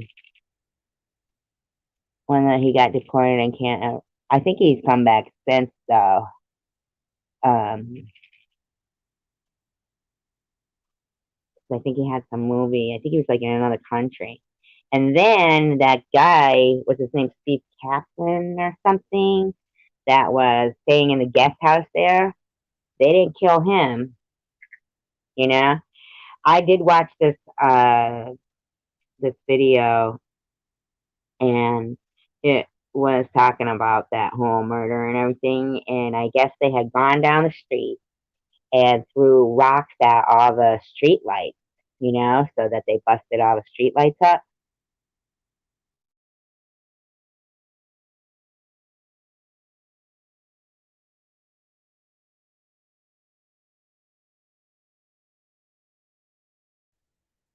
Do you know that she was in the Beverly Hillbillies?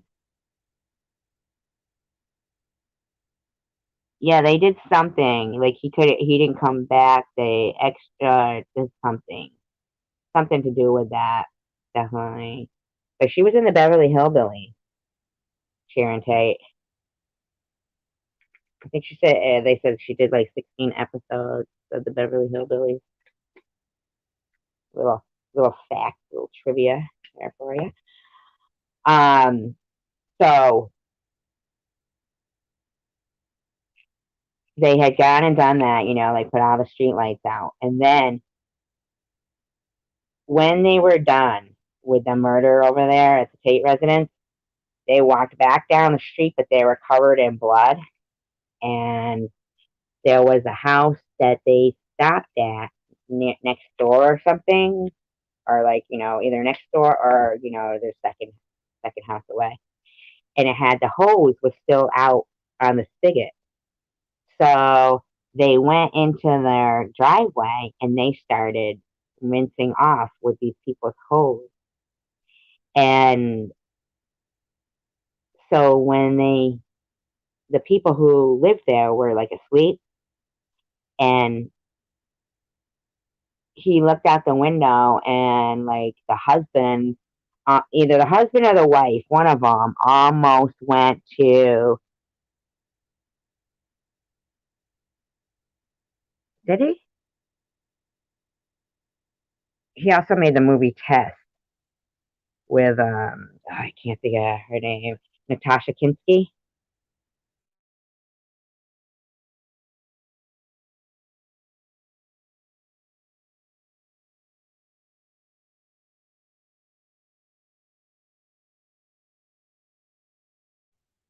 So they were washing themselves off, all the blood off in these people's, driveway.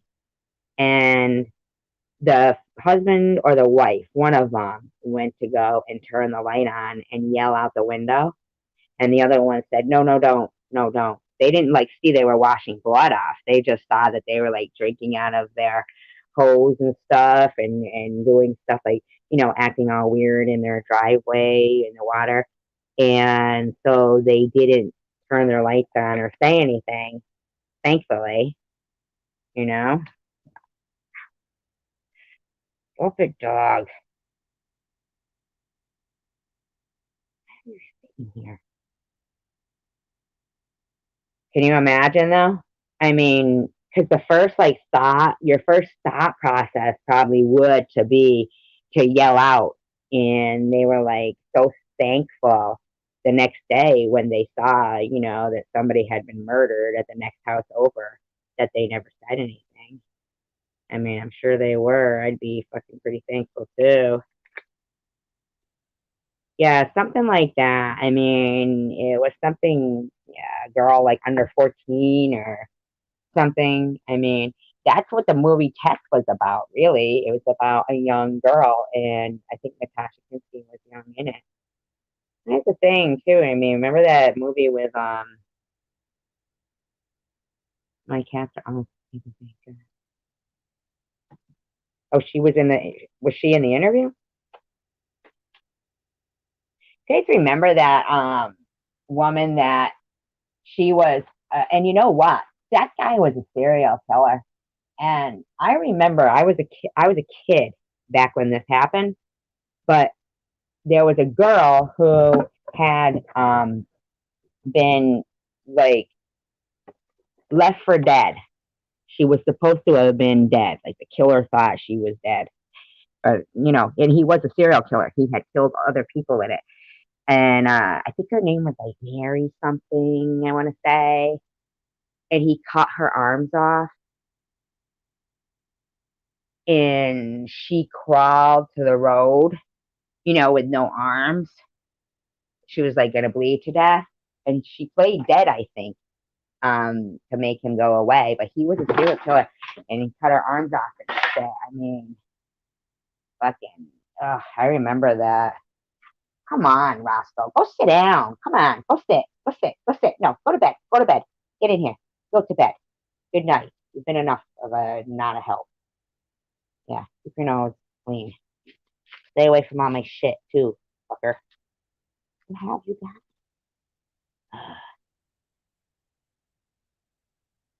I can find what? Yeah, she's Oh, the interview. Okay. I'm sorry, you guys. There's like 60 things at once, and I don't remember what the hell I was doing to talk about. How I know. You guys know it. Surprised there's 16 people in here at 5 o'clock in the morning. Isn't that funny? That's because it's a different time zone everywhere. Different time zone, places, and shit. And you know what? I mean, everybody doesn't have to go to bed at the same time.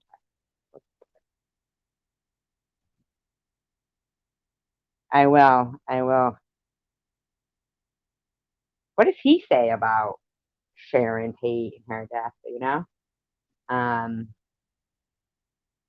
I just find it odd. Like even the Folgers thing, like I kind of feel like somebody was trying to incite a race war. Because if they were going to do something witchy, wouldn't they have put? Did they put pentagrams or? I don't know. I think they were just so hopped up on hallucinogenic. That's my thought. They were just so hopped up on hallucinogenic that, you know,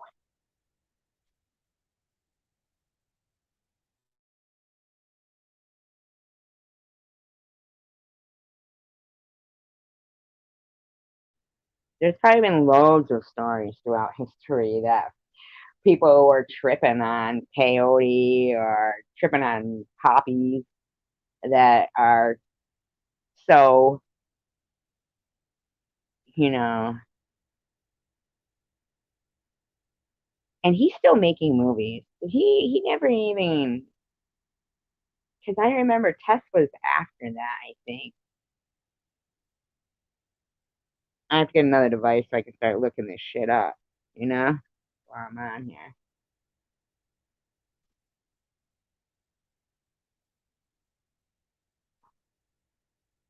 Never, so many of these people, they never ever get in trouble for, especially if you have money. I mean, it's a given. And I forget who it was saying the other day that there's no statute of limitations on rape. I was watching something where they were saying something about a statute of limitations on rape.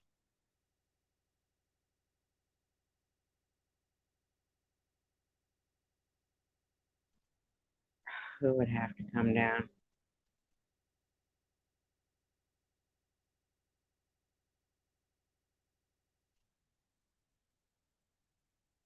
Oh, I know. She does have. Oh, there's a statute of limitations on murder? No, no statute of limitations on murder, right?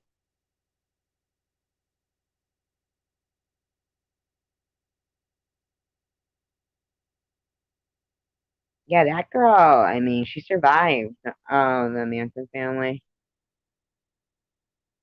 I just feel like society failed him.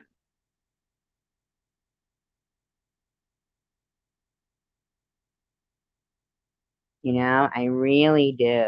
I feel like society failed him. I really was blown away when I learned that there was a statute of limitations on the rape of a minor in a juvenile detention, government run juvenile detention center. That blew my mind. It infuriated me. I mean, my God, you know? Are you kidding me? So some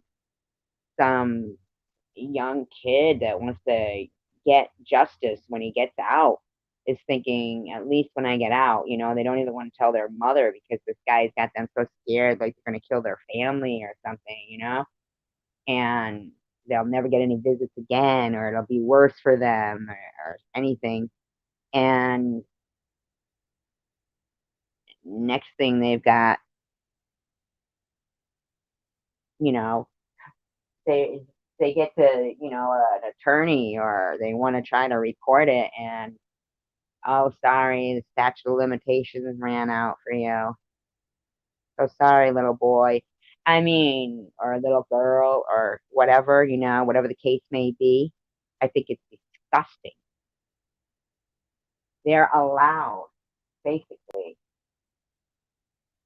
to do whatever they want to them kids, and they're whatever they want. That's something that, would be a good way if anybody has a child that is on the wrong track, right? If they're on the wrong track and they're, you know, thinking, if they get put in a juvie, it'll be a breeze, whatever, who cares? I don't care, kind of shit. It would be really eye opening for them to learn that, okay, but if anything happens to you in there, like really open their eyes on that, you know, what goes on in these places. I've only seen three rattlesnakes since I've been here, and I've done this for 44 years. Really? Only three? That's kind of scary, isn't it? I mean, like, Is rattlesnakes becoming like extinct? I haven't seen pigeons lately, unless you count the ones that me and Catherine saw on Google Earth. There was like 100 on top of this one house. Isn't that weird? Like they weren't anywhere else. They were just sitting on this one house. So weird, I thought.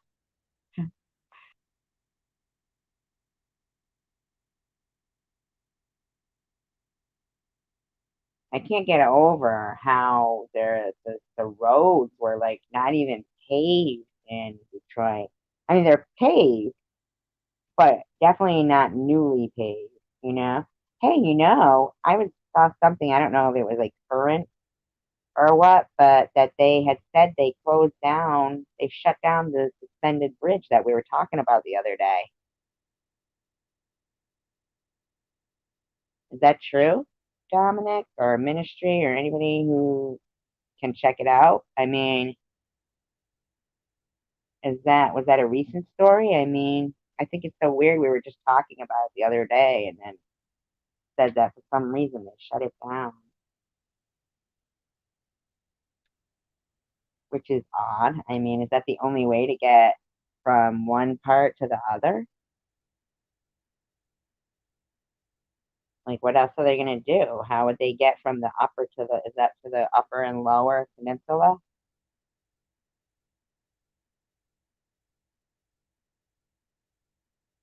The Mackinac Bridge or the Mackinac Bridge or whatever it is, the suspended one we were talking about the other day,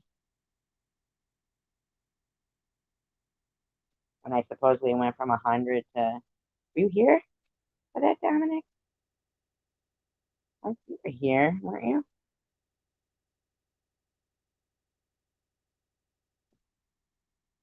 Yeah, you were here because you said you had gone back and forth from that to that, and you were like shocked that that was going on.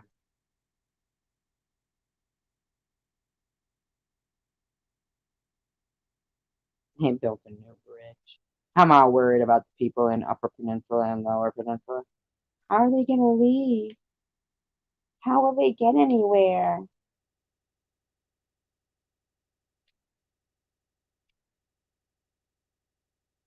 I've heard that the Upper Peninsula is beautiful, but has a lot of crooked, like, police department. Well, I've heard Detroit goes too.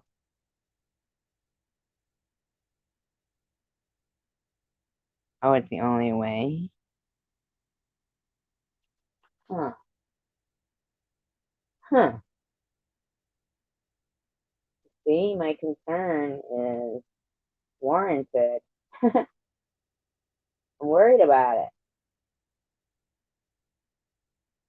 Have you been to the Upper Peninsula, Dominic? Ministry? Throwback? Anybody? Catherine? You lived in Detroit. Nitty was saying the other day that why do we all talk about Detroit? Why can't we get Detroit out of our mouths? Why can't we talk about another state, another city? uh,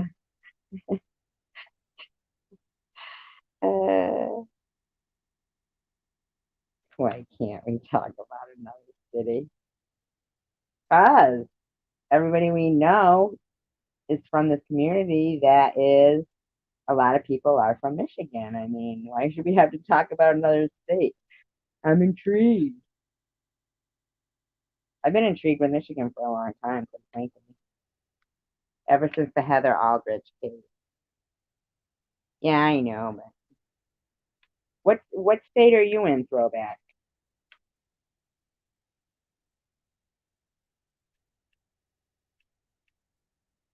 That was in the Upper Peninsula, in Manistee.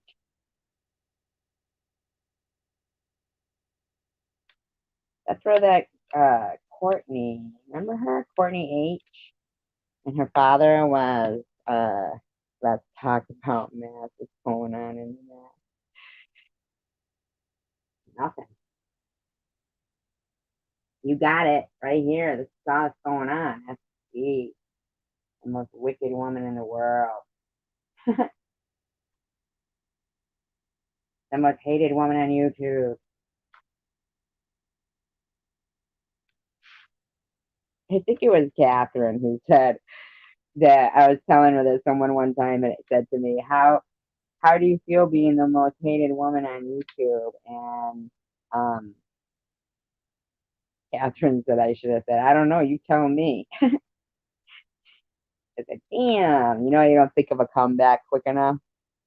Manistee, not Manistee, Manistee. It's like got a Q in there. Manistee.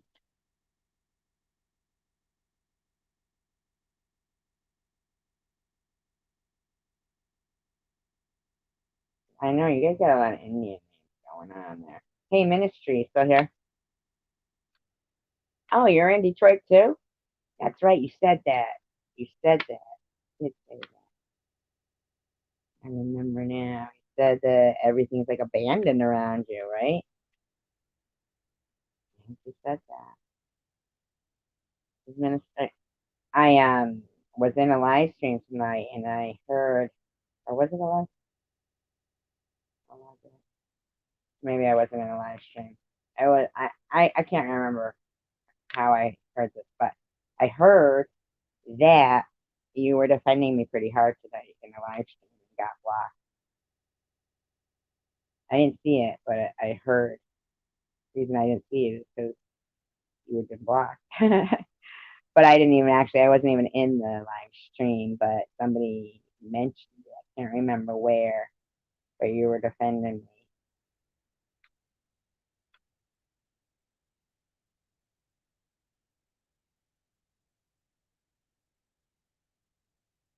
me. Detroit Clineback. Yeah, yeah, see. And I didn't watch all of her live stream before I came live. I started to, and then I got annoyed with her sentence of, I'm just an asshole who happened to get cancer.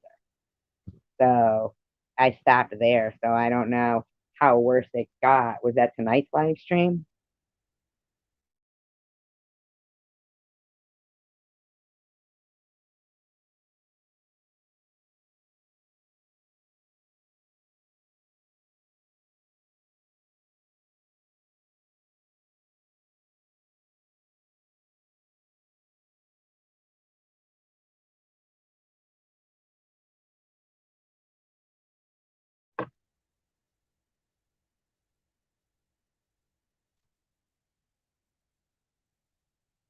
I will have to look up right more.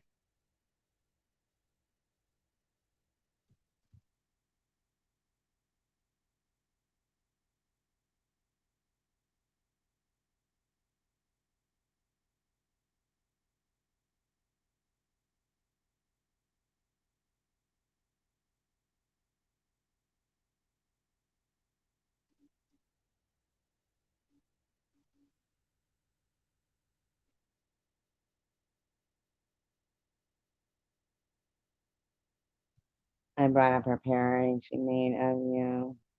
She wasn't talking about you. That's what she said to you? Or are you telling me she wasn't talking about me? She wasn't talking about me on the screen. Oh, I get it. So she wasn't saying anything in the live stream at the time, but you brought it up. And they booted you for bringing it up? Well, that's pretty fucked up. I mean, what? You can't bring it up? I mean, how did you bring it up? What did you say? How did you bring it up?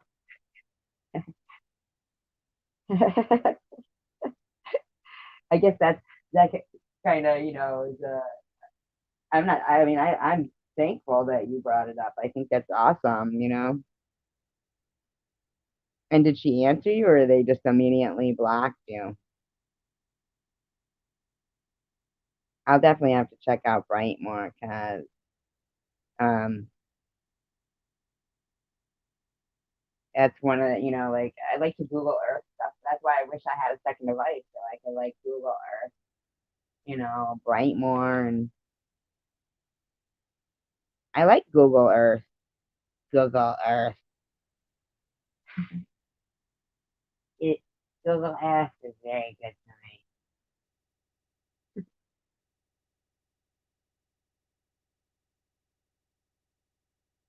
Baby, I'ma want you. Baby, I'ma need you. And everything,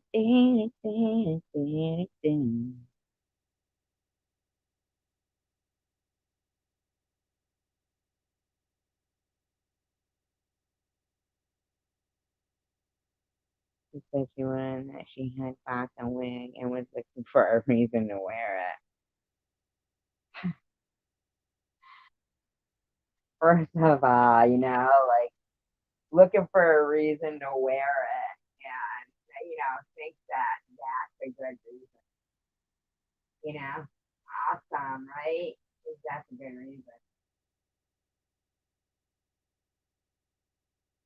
Like, so basically, she was like creating an incident to wear it. Is, basically what she means, you know? This is the home to me. The houses around you, are they boarded up? Throwback? By the way, was looking for what a reason. You bitch. You know, you accepted an apology. I mean, but there's a big difference between accepting an apology and forgiving someone and being buddies with them. And I mean, I don't see her freaking mad at anybody else when they're commenting on their shit, the same person. And then there was a video out, I don't know how long ago it was, a couple of days ago, about, forgiving people for sanity of your mind, but if they've done, things to you, don't let yourself get burned twice. But it's like there's a difference between forgiving somebody for what they've done or accepting their apology. And I clearly, like people in her, comment section were saying she was just trying to give SG a heads up about how horrible that person is. It's like that person sent me 85 Gmails. Yeah, if she hadn't had any problems with that person, then she didn't have any problems with them. Right. With anything they did to me, she had no problem with them. They were still sending her like Victoria's Secret stuff and all kinds of donations and shit. And then she's yelling, saying in her live stream, stomach in your house and it being your brother there with you. Your folks are so. Oh, it was King of Ipswich that was saying that throwback.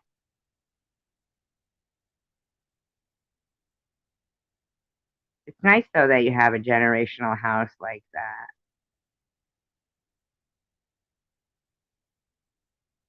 Right, exactly. You know? And they're making it like she came in here to warn me about this person. Well, obviously, I know how that person is. If their, apology to me wasn't, I'm going to apologize for the things I've said about cancer to you. I'm sorry to hear about your parents' throwback, by the way, but it's nice that, that you're still there in the house and you feel safe, I mean, that means that it was a nice place for you to be and feel safe. Trying to like hold to, because I don't want anybody to think I'm not like reading what they're saying. Um, oh really? See, that's so nice. I don't know if people realize how Um, like Catherine. Okay, Catherine, you moved around a lot when you were young. And I'm not sure if Dominic moved around a lot when he was young. Um, but and I don't know, like ministry, if you lived in the same house that I mean, I know you don't live there now, but if you lived in the same house your whole life growing up, but that consistency is um important when it gives you like a place where you feel is home, and I think a lot of people they take that whole thing like they might think that every family has a sense of security about them, but a lot of families they don't even have family. It's like um it's like they don't even have the dad around or something. It's like what I've noticed about a lot of the people, some of the meanest people, they've grown up in a, some like a lot of them have grown up pretty sweet. And when they talk about their childhood and when they talk about their lives now, like everything's hunky dory. They're married, they have a partner, and all this stuff. And it seems like they focus on some people who are single and by themselves and maybe came from a broken home or are fighting some kind of a physical ailment or anything, mental ailment, any kind of ailment, anything that makes them, it just tells me that these people, they think that because everything was hunky dory for them in life, they think it's okay. Somehow, some way, they were never taught that you don't make a parody over somebody with, cancer, or you don't even really make parodies. They're not, some of them are, you know, yeah, it's to move around a lot is, yeah, it's hard. When I was growing up, we moved home apart. My mother was single parent of 6 kids, right? Ministry, right? Big open field. I noticed that about Detroit too, when we were doing that with the Google Earth. Yeah, everybody has their stories. Oh, it's haunted, really? I'd like to look that up right now. I really would. Why is it all haunted? Why do you say that? All of Brightmoor is haunted. I went to McDonald's today and their fries were old, but I was already gone. I'd already driven away, Like, there's nothing worse than old McDonald's french fries. Just to randomly throw that in there. Since you were asking me what's going on in Massachusetts.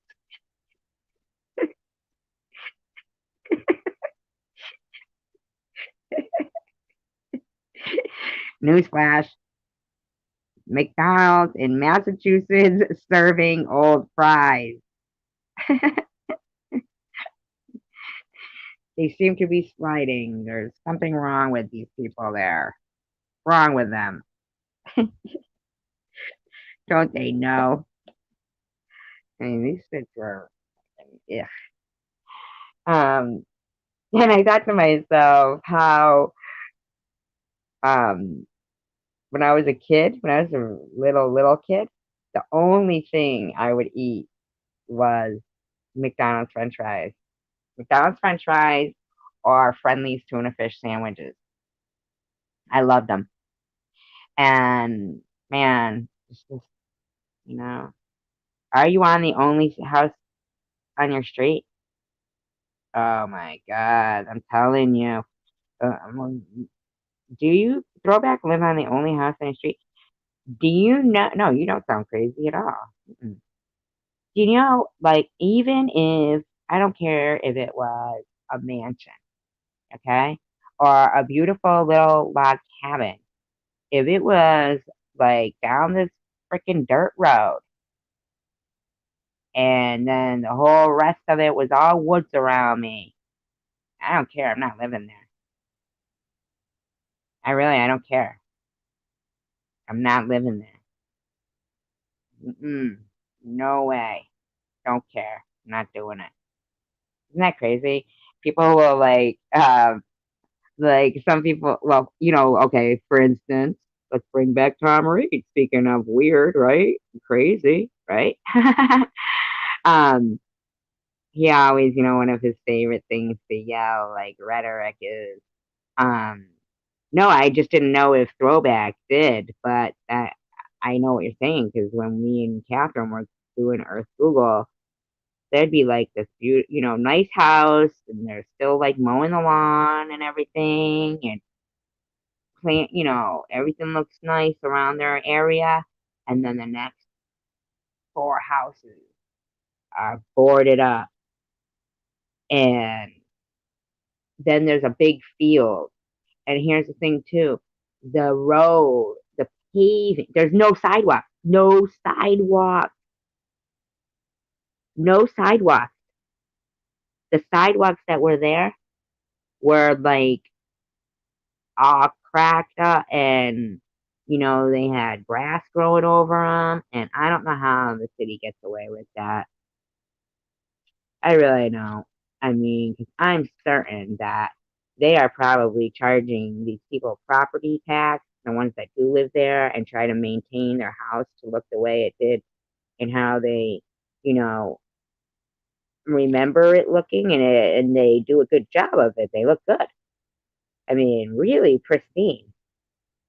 And then the next four houses are just God. And I think to myself, what happened? You know? Where did those people go? There was one that had like the basketball net. I mean, I just could. They had new garbage cans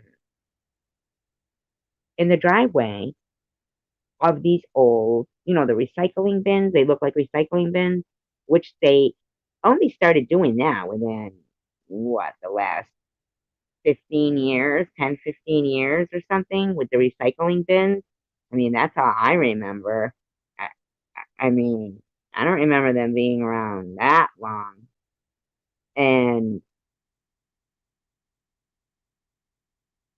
what was I do? Yeah, the guy cutting the grass, and we just felt so bad for him because here he is just mowing his lawn, and right across the street is, one of the houses was just completely grown over, and you could tell the one next to it, somebody must live there because the lawn was mowed and everything, but the awning was falling down on it, and it just made me think that maybe it was somebody who was old and no family left, and nobody's, cutting their grass or helping them.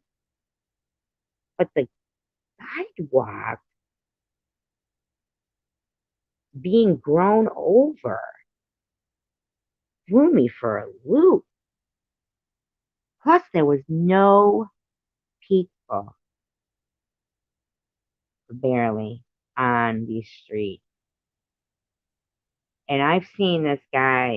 We watched another video. Me and Catherine was this guy going through the 10 worst neighborhoods of Detroit. And even when he was, you know, um, driving around the YouTube channel Abandoned Central, yeah, this one was called Nick Johnson or something. Nick Jones or Nick Johnson, something like that. Remember he made that he had some song, um, why is Arizona so hot, so hot? Why does it have to be so hot? Something like that. We were watching something about Arizona, and um He always makes up some song about the place at the end. It's pretty funny. But it's not funny to look at. I mean, these places are abandoned. And I just can't help but wonder, where did these people go? Where did they go? How do people just leave their houses with those portable basketball, God, the one house is falling apart and half. Oh, did it? I didn't even notice the black mold all over it. Yeah, I mean, there was like a portable basketball hoop out in the people's driveway at the end of the driveway, and yeah. Oh, you are, Dominic?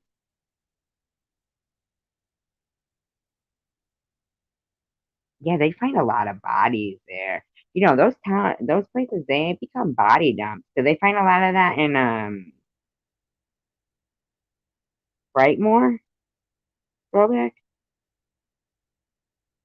I mean, it says that there's 14 people in here, and I think there's like four chatting in here. I don't mind people hanging out at all, not at all, because it's very rare you'll find like a live stream on at this time. So it could be people are just checking out. But if anybody wants to talk and say anything, feel free. We're even if it's somebody who is from another channel and you know you might think people would be not welcoming because you might have been somewhere else or you might be affiliated with this other channel or anything like that.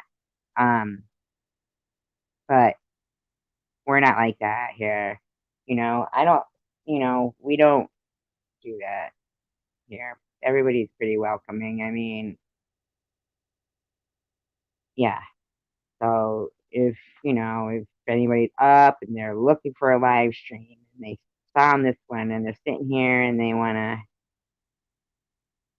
oh, what happens? Oh, I don't have, no, no, we meant, what the hell did I mean? I was talking about Detroit. Oh, I know what it was. It was bodies found in the houses that that are around you in your neighborhood. I mean, don't look for them with my name in it. Really, isn't that fun? Isn't that fun? And I mean, what the fuck? All because I accepted an apology. If they could have seen the kind text that I had received from her, um, you know, 2 days before, you'd be really surprised, as surprised as me. And that's another giveaway. It's another dead giveaway. When people are saying, it is a blessing. When people are saying, oh, I thought you two were cool. Exactly. That's exactly what I thought. With a lot of these people that all of a sudden are mad at me, and I'll be like, speechless almost. I think that's why I won't even know how to sometimes react when, something like that happens because as baffled as I am when somebody will go, oh, I thought you two were cool. That's what I thought, you know? My last message from her had all hearts and shit. I mean, it was only a day before. I mean, and then next thing, you got a wig on. You bought a wig, you were looking for a reason to use it. So your reason to use it was me accepting an apology from someone you were accepting donations from, my voice. It doesn't even sound like me. I mean, come on. Really? Throwback? Oh my God. That's so scary. Like, doesn't, God, I can't even imagine. Another parody with my voice in it. She's not even good at it. She couldn't be me if she was injected with my DNA. Fucking, she'd be lucky to be me, cancer or no cancer, because there's never been a time that I've been her. I wouldn't even want to parody her. You know? No, I asked her. Kath. Yeah, yeah, yeah. She was just saying, and I mean, ministry, she went in there. She fucking, I guess from what I heard, she was like giving it to him in the live stream, you know? Yeah, but when you said it though, look, a lot of people dropped out and went over there. Would she go live? Yeah, they're used for dumping grounds. That is what happens when people say that, though. Like if there's if she went live doing it, then first of all, then she's just to see you next Tuesday. Because, but you're right, Catherine, because when people say somebody like that night, when there was like, 'cause I mean, we just dropped down to 9 from 16, So I don't know if she's like live doing it or if she's freaking,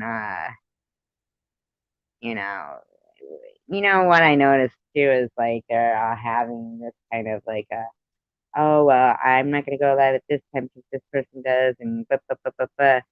And I do that. I do that. I do check to see if people are alive first before I do. But on the flip side, they're evil-minded, weird selves. They're like, oh, is she live? We're gonna have to go live. We'll have to go live then, because that's their mindset. They're so fucking weird. Like, ugh, what's their fucking gig, man? They had nothing better to do in their fucking life than act like they're innocent. I mean, yeah, yeah, go ahead then, bitch. All I can say is keep that wig around, cause karma's a bitch. Karma's a real bitch. You never know. You might have a good reason to use it someday instead of an asshole reason to use it. You might be thanking your lucky stars, you know? Cause tell you one thing I never did, put my mother in a nursing home and fucking barely talk to her. Uh, you know, I'm not saying that that's a bad thing, but here's the thing. You're a dick, you know? You're a dick, Sharon. You're doing everything you're doing because I accepted an apology. And you seem like a fucking idiot, bottom line. You really do. And when parodying me, would you mind putting in a set of false teeth, please? Because I don't have a big rotted tooth in my mouth. So, just some constructive criticism. If you're going to parody me, would you mind doing something about that hole in your mouth? And I'm not talking about your mouth, but seriously, you got a yuck mouth. So, get yourself some false teeth because my hair is going to grow back, but your tooth isn't. So GFY, bitch. All right, Dominic. Yeah, I always think those cities are that they're, dumping grounds and everything. And the only reason why I might, say something like I just said is because here's the thing. If they're gonna pull this shit for accepting an apology, then they're just gonna pull this shit any day of the week. For any reason, anything, any reason, anything at all. Because they are, I don't know, obsessed I don't fucking get it. I really don't. I don't get it. But throw some of that makeup on, that fucking jewel set, yeah? Put some of your Victoria's Secret on, that Riley set, yeah? Good night, ministry. And then throw some fucking teeth in your mouth, please. You're getting on my nerves with your stupidity. And what else? I've just had it being the type of person who is consistently thinking that I will check that out.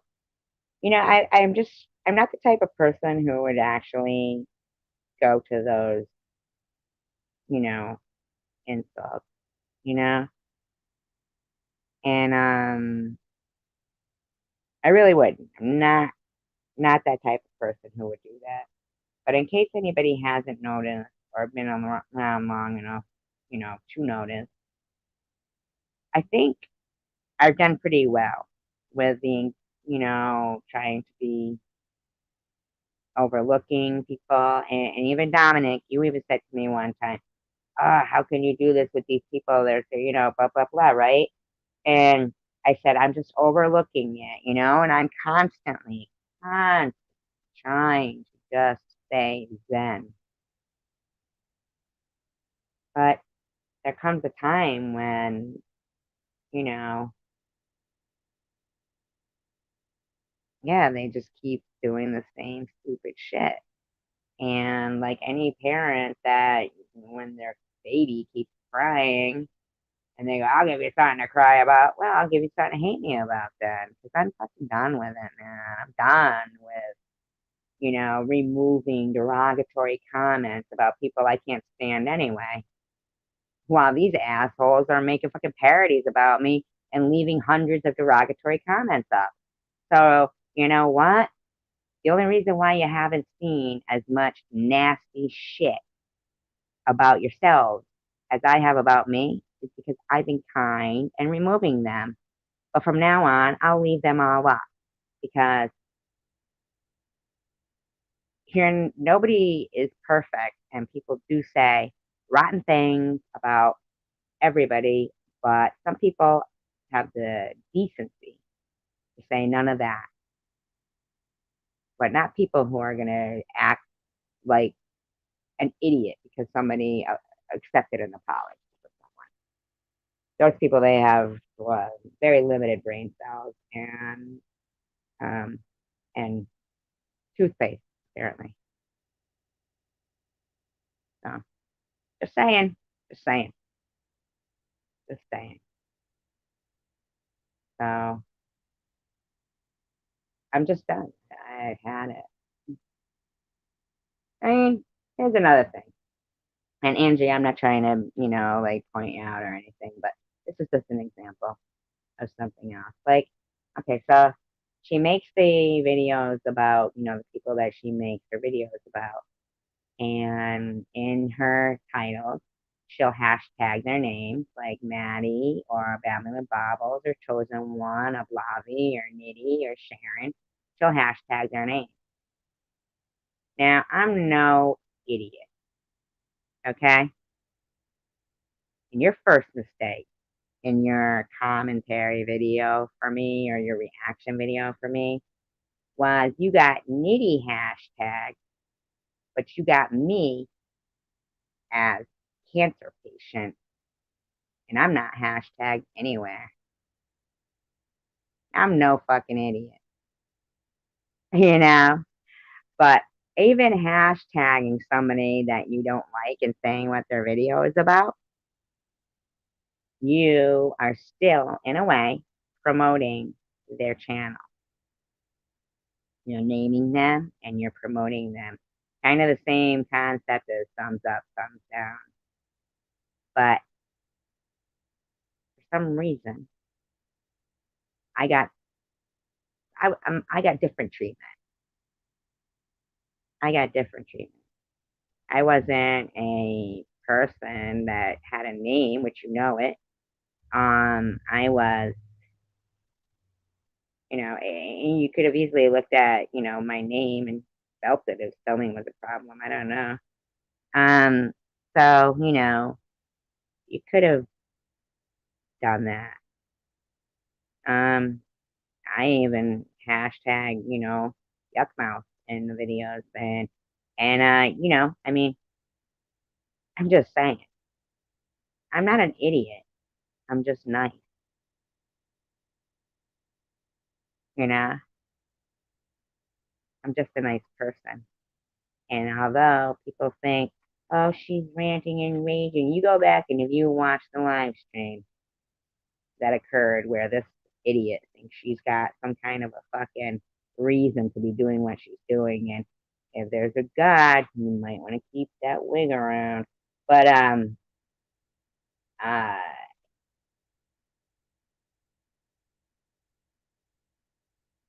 because if he's watching that shit, you never know, None of these people know if tomorrow they might, find a lump in their breast and end up in the same exact boat as me. If they think they're invincible, they're not. They're not. They are not.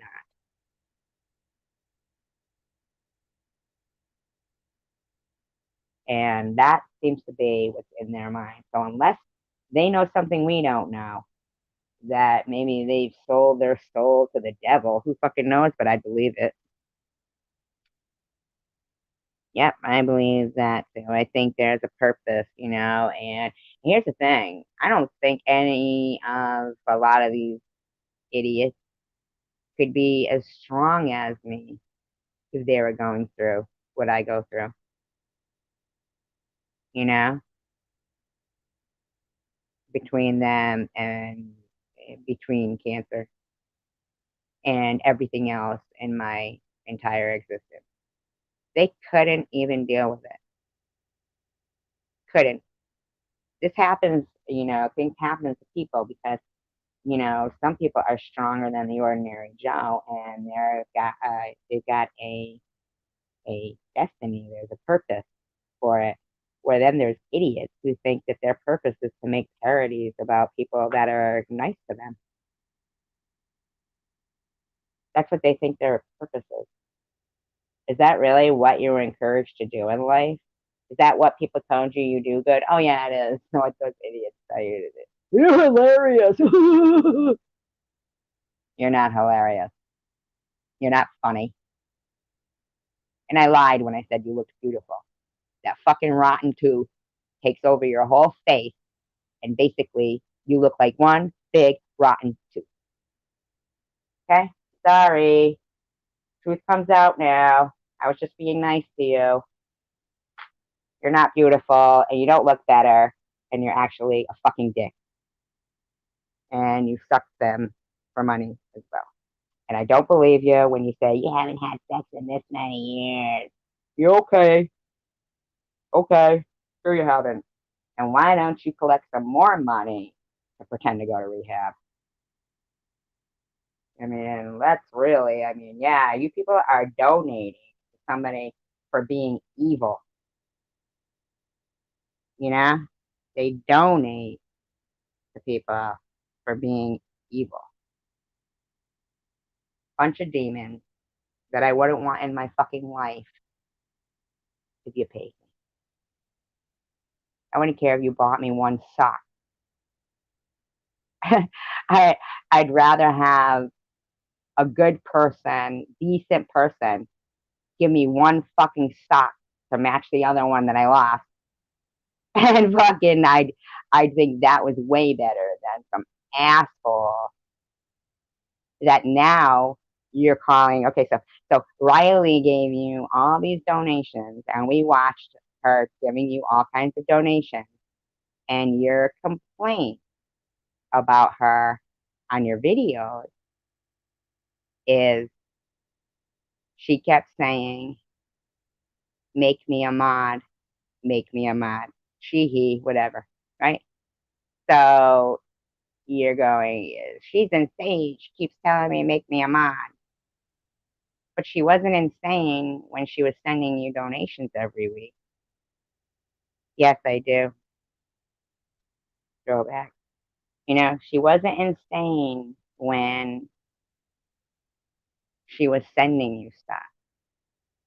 But because she said to you, make me a mod, to you that makes her insane. I mean, I don't understand. Like,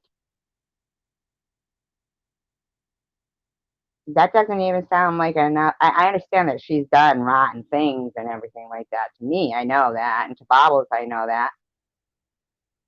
But you two seem to have some kind of a thing going. So I don't know where you two fell out. I don't track your relationship with the Riley, Rugrat, Kylie, this, that, the other, whatever their name is this week. Okay. I don't track their behavior. They don't even come here. They weren't in this live stream when you came in, like you're trying to imply to people. They were not in this live stream. No, you don't have to do that, throwback. You know, and I appreciate that. That's kind of you to say that. But you don't have to do that. Not at all. Um, and and that's another thing, you know, like it's if anybody actually, any of those people that were in your live stream have actually watched this live stream, but he was, you know, a dare who, I'm sorry to say, but you were lying. You said that I went from 0 to 100 for nothing. Well, first of all, you weren't reading the text messages that she was sending at the same time. You weren't reading those, the personal text messages. Even though I was mentioning on screen, thank you. That's so nice of you, throwback. But you don't have to. I don't want to put you out. I mean, you really don't have to. It and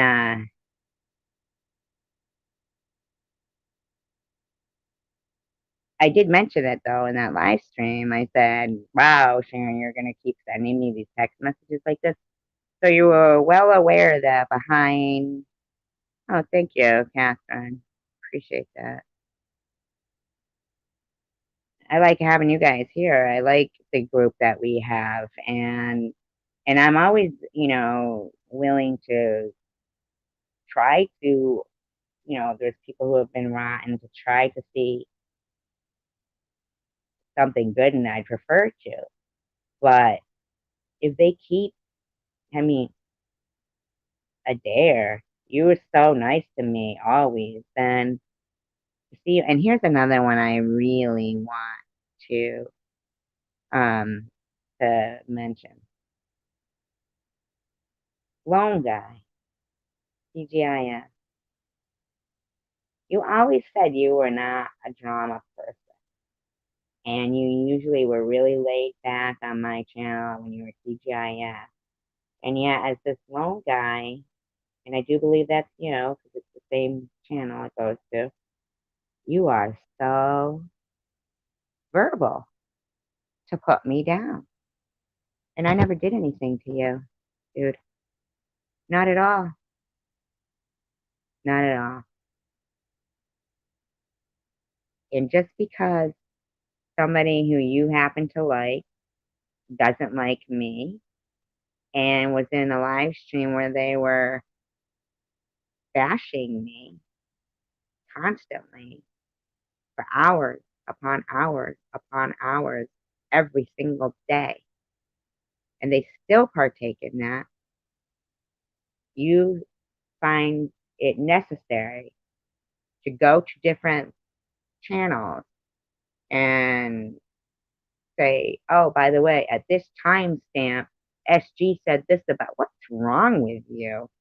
What got into you? Chosen one? I mean, did he get into you? I don't get it. That's creepy, weird behavior to be kind to people, just like you, Sharon. kind to me the day before and then to start that. You, Adair, as well. You know damn well you didn't see me go from a 0 to 100. And you know damn well what I've been going through with all these idiots. You've read all these comments and you know it. And you think that behavior is okay. Then you reach out an olive branch to me, but continue to say you were just repeating what you saw. That's not what you saw. That ain't what you saw there. Give it a rest. That isn't what you saw. I suggest you go back and rewatch the live stream.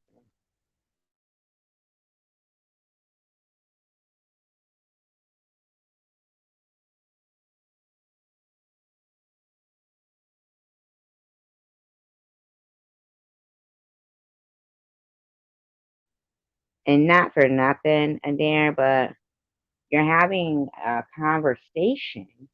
Like you got talked out of saying your kind comment that you made by a stock account that uses my first and last name in their comment.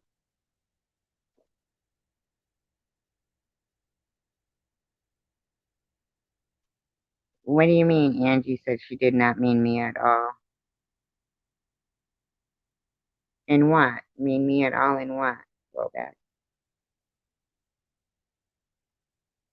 I don't know what you mean. Because they all put my name in it. So if you read their comments, it's all about Survivor Girl. So I don't know what what that might have been some different thing. I don't know. She did not mean me at all. Hmm. Um. Oh my god, I just got so loud. Oh yeah, I mean, like, do you understand that there? Like, um, the person that you now have you ever heard me or saw me leave comments about Kipper? I don't even know who that is. Okay, but apparently they think they have the right to use my first and last name in their comments.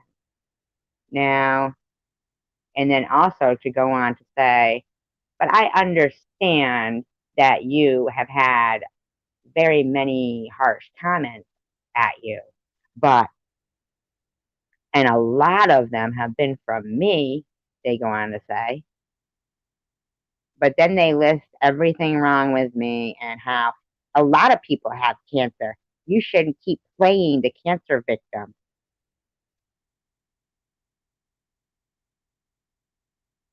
Really throwback. Oh, that's interesting, isn't it? These fucking idiots, man. Yeah, idiot Miss Passion too said in her live stream. I mean, if she really, really does have cancer, fuck you, fucking pieces of crap. Fucking like I put a port in and I'm faking cancer. You fucking dumbasses. Not you guys in here. Talking about these fucking idiots and playing cancer victim. I'm not playing a fucking role, you stupid piece of shit, fish smelling kipper. Dumb fuck. And a dare. You think it's okay to take advice from some fucking piece of shit that's done nothing but harass me and stalk me and sits there writing fucking 6 paragraphs about how horrible I am? Right? I will look at it. I will. Faking cancer. If she knows somebody who fakes cancer, then she don't know good people. Let's put it that way. You know, ask her who she's talking about. She'll tell you who she was talking about. I mean, I'd be interested. I mean, who's she talking about? Man, you know somebody who faked cancer? Man, I didn't even like know people do that. You know, I didn't even know that people play cancer victim.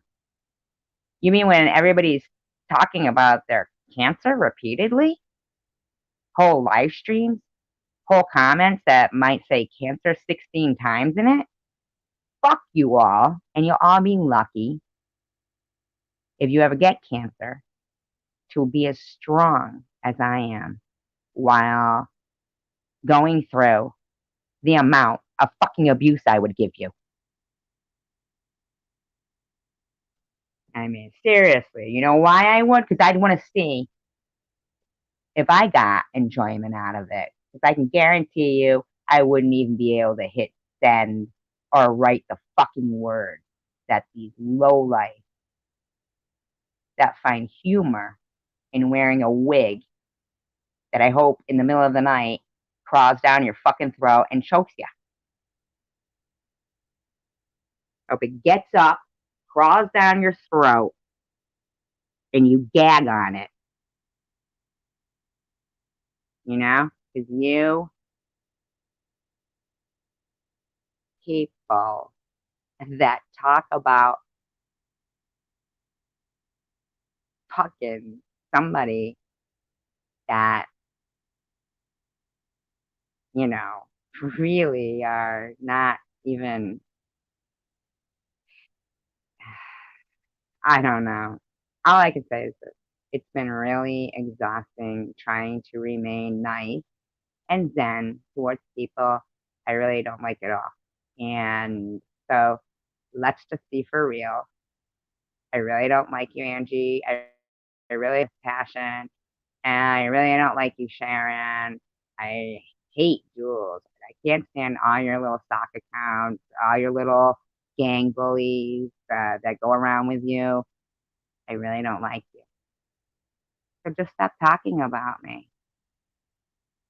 Just accept it. Because I'm no longer going to be pretend that I can even tolerate you people. I can't. You're low life. Low life. Low life. Low life. I mean, why don't you go stimulate oral sex with your microphone? You know? Uh, Jules, why don't you go play with your marker board? Sharon, go suck a dick. Go to the dentist. Miss Passion, I don't know. E-bag some more. Um, you know? Let's just be for real.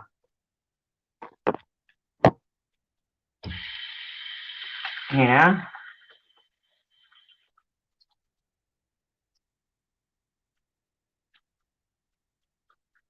Fuck her. She talked shit on me first. Fuck her.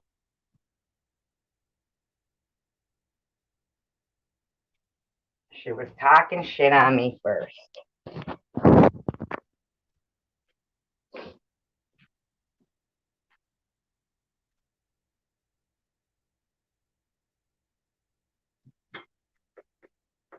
You know?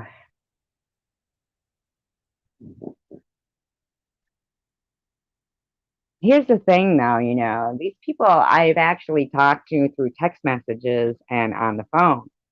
And so people don't know everything that goes on.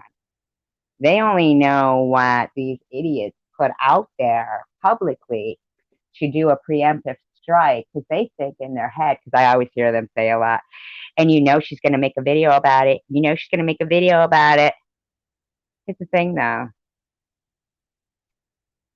98% of the time, yeah, no, I believe what you're saying. Yeah, no, I believe she said that. But 98% of the time, here's the thing. I'm not like that. I don't, what goes on between, you know, me and somebody else privately is not for public view. That's the point of why we exchange numbers, is to stay private. Or Gmail is to stay private. That's what I think anyway, right? So if I have an issue,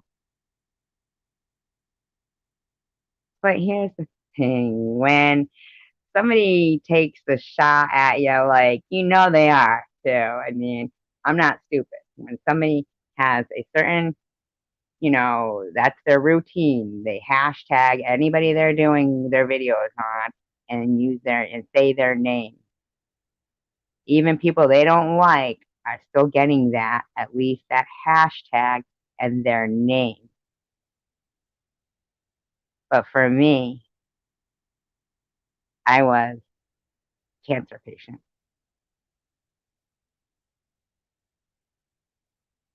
And yet, I also get, yeah, she's going to play the cancer victim. She's going to play the cancer victim. Yeah, and there's another one, and there was a supportive person who was leaving some comments on my channel. They disappeared. I don't know where they went, but somebody named Cop something. I don't know. And I saw them being very supportive on another channel, and they were saying that Riley, as a matter of fact, was starting to say shit about me in there. This a couple of days ago. So there you go, Sharon. There's how much her fucking apology meant. Okay. But she starts talking about, I'm a transgender and I'm this. And no, no, no, don't worry. Don't worry. Thank you. I really appreciate that throwback. Um, but she must have meant me if she said all that too, that she heard I was talking shit on. So she really was meaning me. She was just trying to take a shot at me. Um,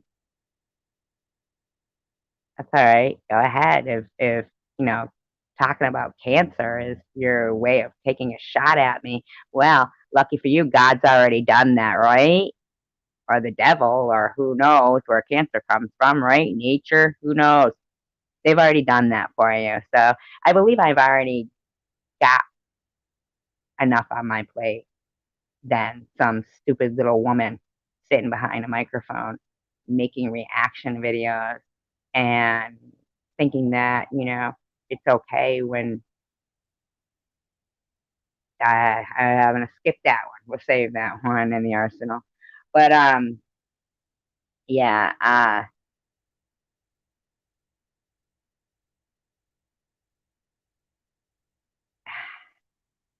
yeah, exactly. It's just I've been, tolerant for too long. And the amount of crap these people are talking and they're consistently meant, oh yeah, I know what it was. This person that was in the live stream, and Riley started saying something, and this person got very defensive of me, and I appreciated it. And they were saying, Nitty does not speak ill of people with cancer. I, I appreciate that, and I pretty sure you need to go back and watch some of Nitty's live streams because he told me I was on my last leg and don't be afraid to die and don't go out in windy weather because my wig is going to fly off. They tried to say how evil is she? She wishes cancer on people. Well, if I did, wonder why, but what I did wish was that for just a night, if there was a Twilight Zone. Hi, Christina from Flint. Thank you. I appreciate that. What I did say was that if there was a Twilight Zone episode for these people to have to wake up tomorrow and the shoe on the other foot, it might change their ideas. I didn't wish it. I said a Twilight Zone episode for just a short amount of time. I didn't wish it on them. But I would never sit there. Like if somebody had like a fake leg. Thank you. I'll keep you in my prayers too, Christina. I appreciate that. Somebody had like a false limb or they were blind or deaf or had cancer or had anything. I certainly would never sit there and use that and make 3-hour live stream saying it repeatedly over and over and over and over. Yeah, right? We all need prayers. We all do. And yeah, I just wouldn't. it wouldn't cross my mind to continue to pick, pick, pick, pick, pick at somebody that, for all they know, shit, I could end up kicking it from this, right? But they don't care. They don't think it's a big deal. Doesn't weigh heavy on their conscience. They think they could die at peace, knowing they did it. I don't know if they ever saw that movie Flatliners, but I certainly hope that is what occurs, because I think that people do need to go back and revisit the evil things they have done in life, because and that'd be like, I don't know. I just picture them as the type of people that, in that movie Ghost, where those big dark shadows come up from the ground and take that guy away. That one that was like the killer and shit. That's what I picture for these people, and there'll just be no looking back for them. Mm-mm. No, no looking back. And the first thing that'll happen to Sharon V might be she gets down there in hell and goes to look in the mirror and brush her hair, and you ain't got none. You ain't got none, and there ain't no wig shop either. And if you people think it's funny to have a pore under your skin and look at yourself, or to every day have to go to radiation or anything like that, if you find humor in that, then you're sick and you need mental health. And the people donating to people who do that kind of stuff, if you have never had a relative that has had any disability whatsoever,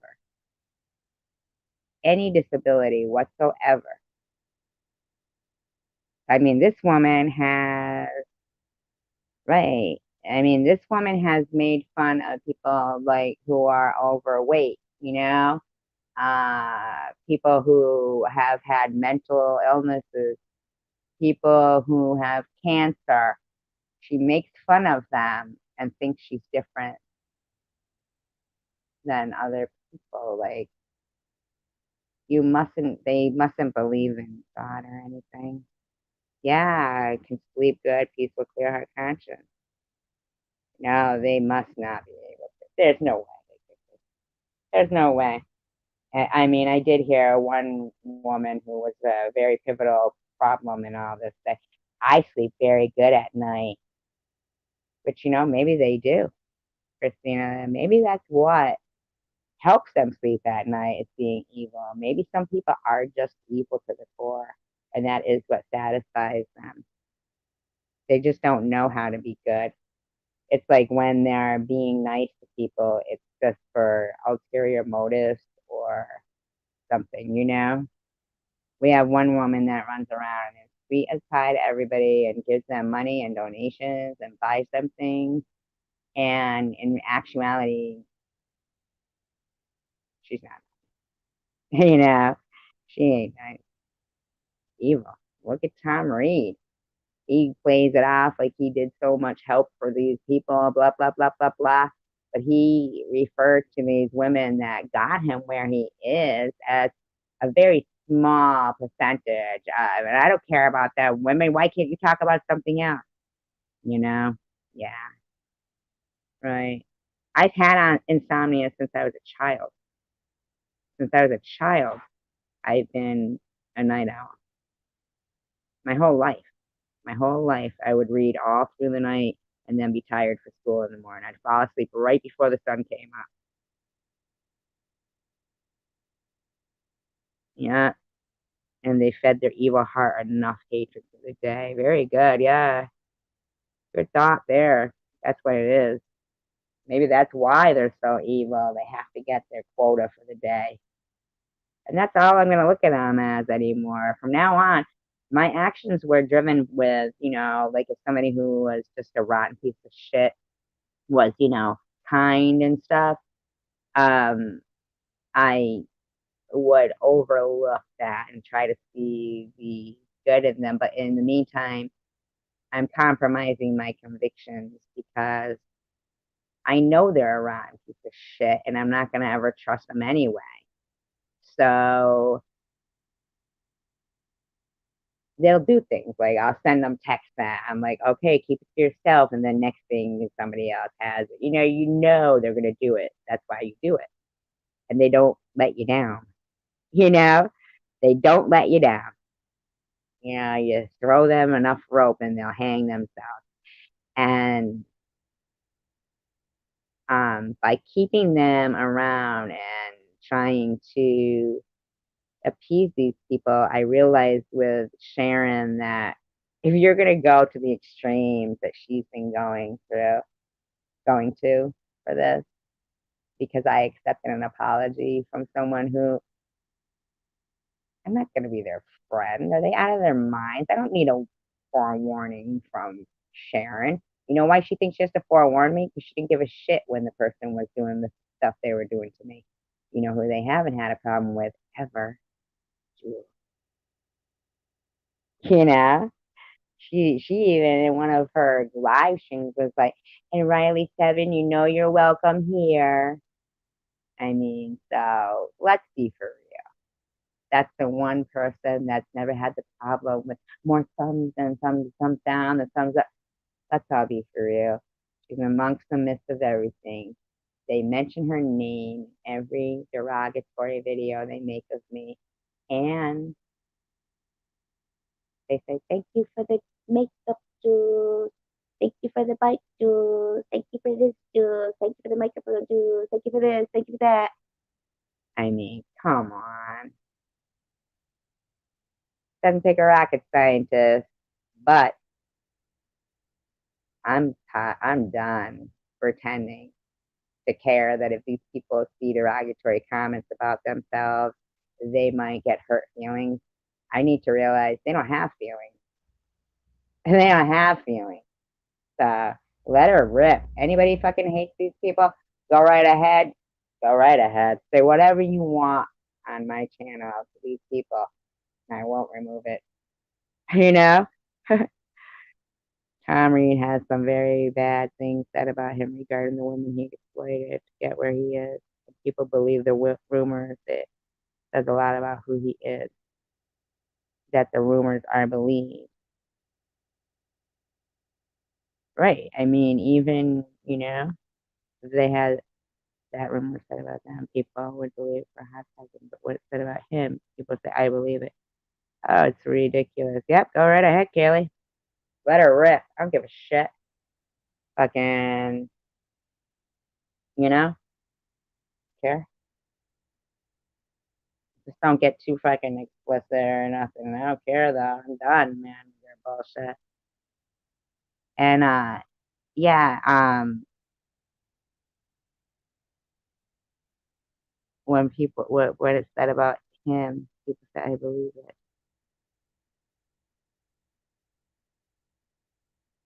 All right, 99% of the people, if they had that rumor said about them, people would believe it. But what it said about him, people say I believe it. I don't know if that's what you meant to say. Sounds like it's the same thing. Do you mean that if they had that rumor said about them, people would believe it for hot? Do you mean like I don't believe it because it's said about him? Is that what you mean? I'm so confused. I'm very confused.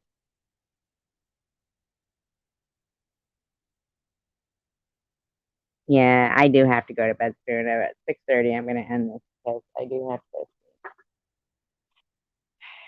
Appreciate you guys are hanging out with me for this amount of time. Is that what you meant? Is that the way you meant it, Christine? I'm confused. I meant to say people wouldn't believe it if they had said about them, but if Tom says it, you're saying, but if other people say it, well, I mean,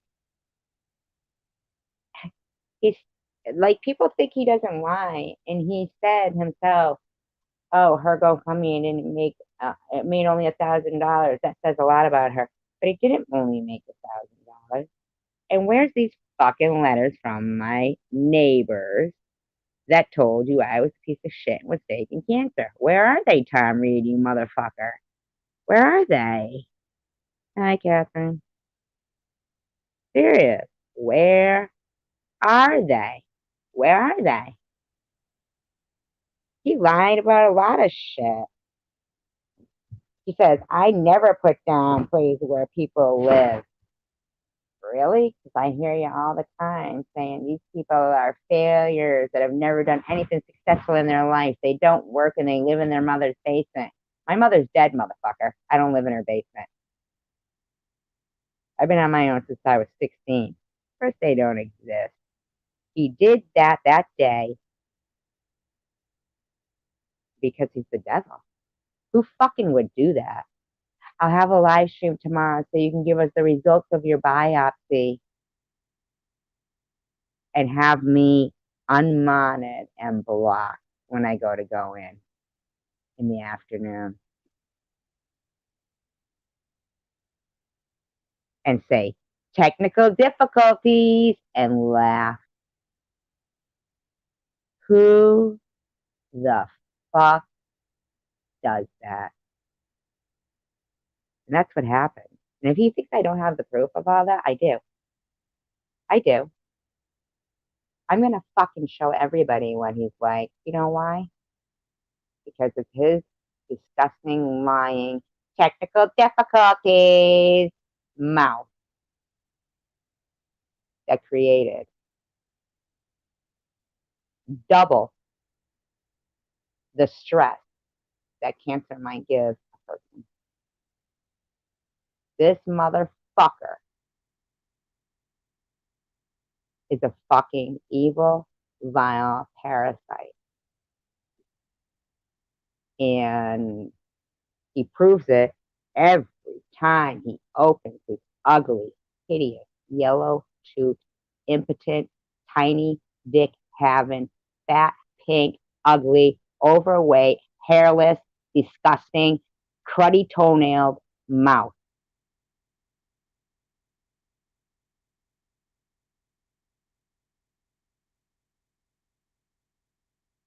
And I'll tell you what,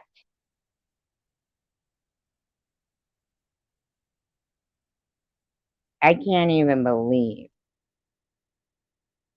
the weird shit this guy says and then calls everybody else lunatic.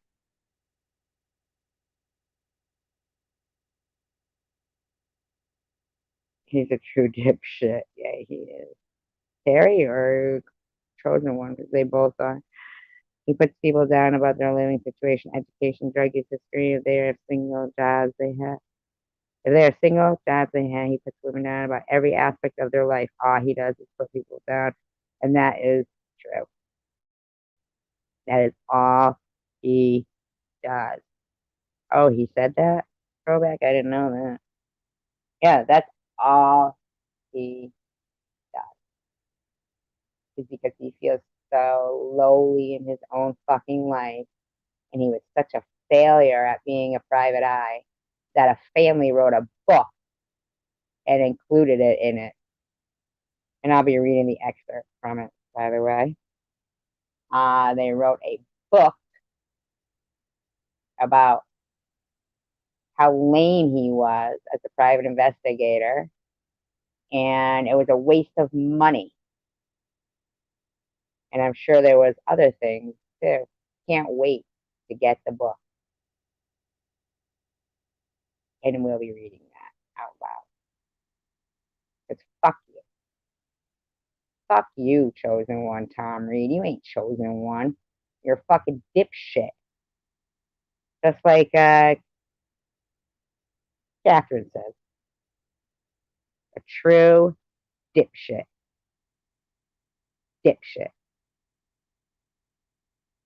What you are. You're a failure.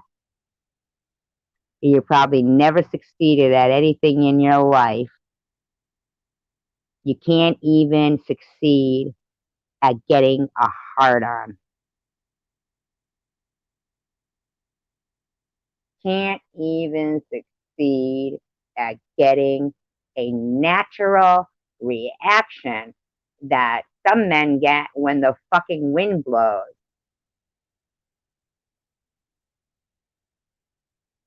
You want to talk failure? Huh, yeah. Take a good look in the mirror, buddy, and at your limp little noodle dick. And there's the epitome of failure. And I'm pretty certain you'd be living in your mother's basement if she was still alive. Limp dick shit. Yep, he is.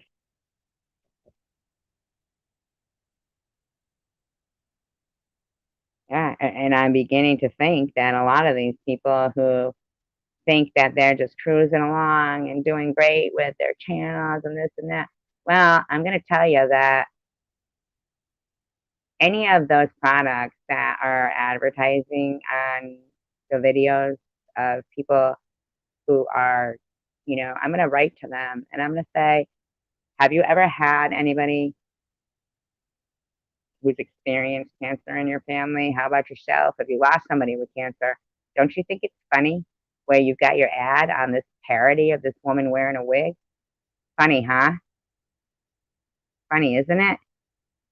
Let's put some ads. Let's advertise on her making fun of cancer shit.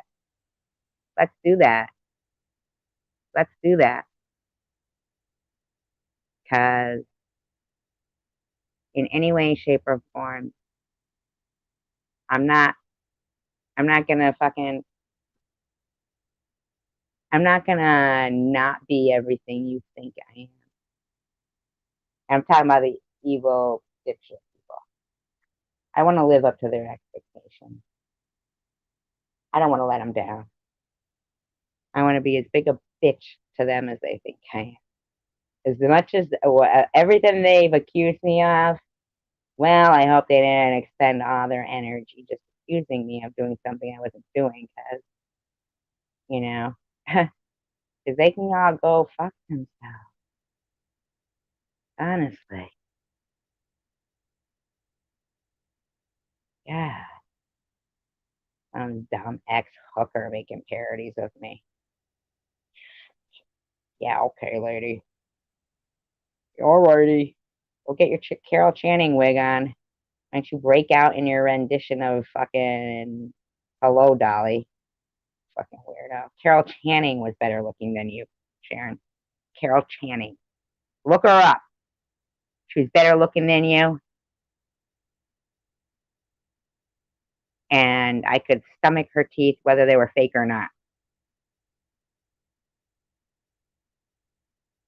So don't be sad. Why the long face?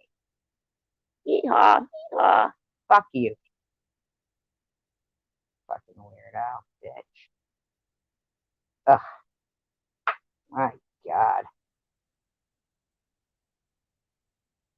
Who does those things? Oh, I'll tell you what, bipolar people do. I mean, who sends a fucking text messages to someone going, oh my God, I'm so sorry. I didn't know that that happened with your hair. And then they go buy a wig.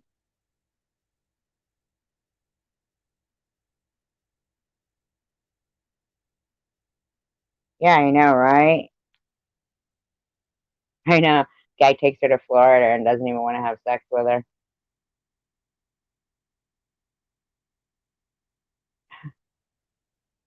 And yeah. And this girl out and out tells people that she uses people's donations to do drugs. And they think that she's, fucking wonderful.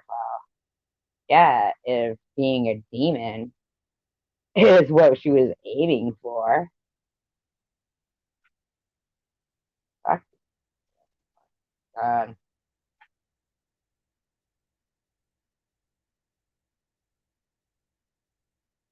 Anyway, it's 6:32.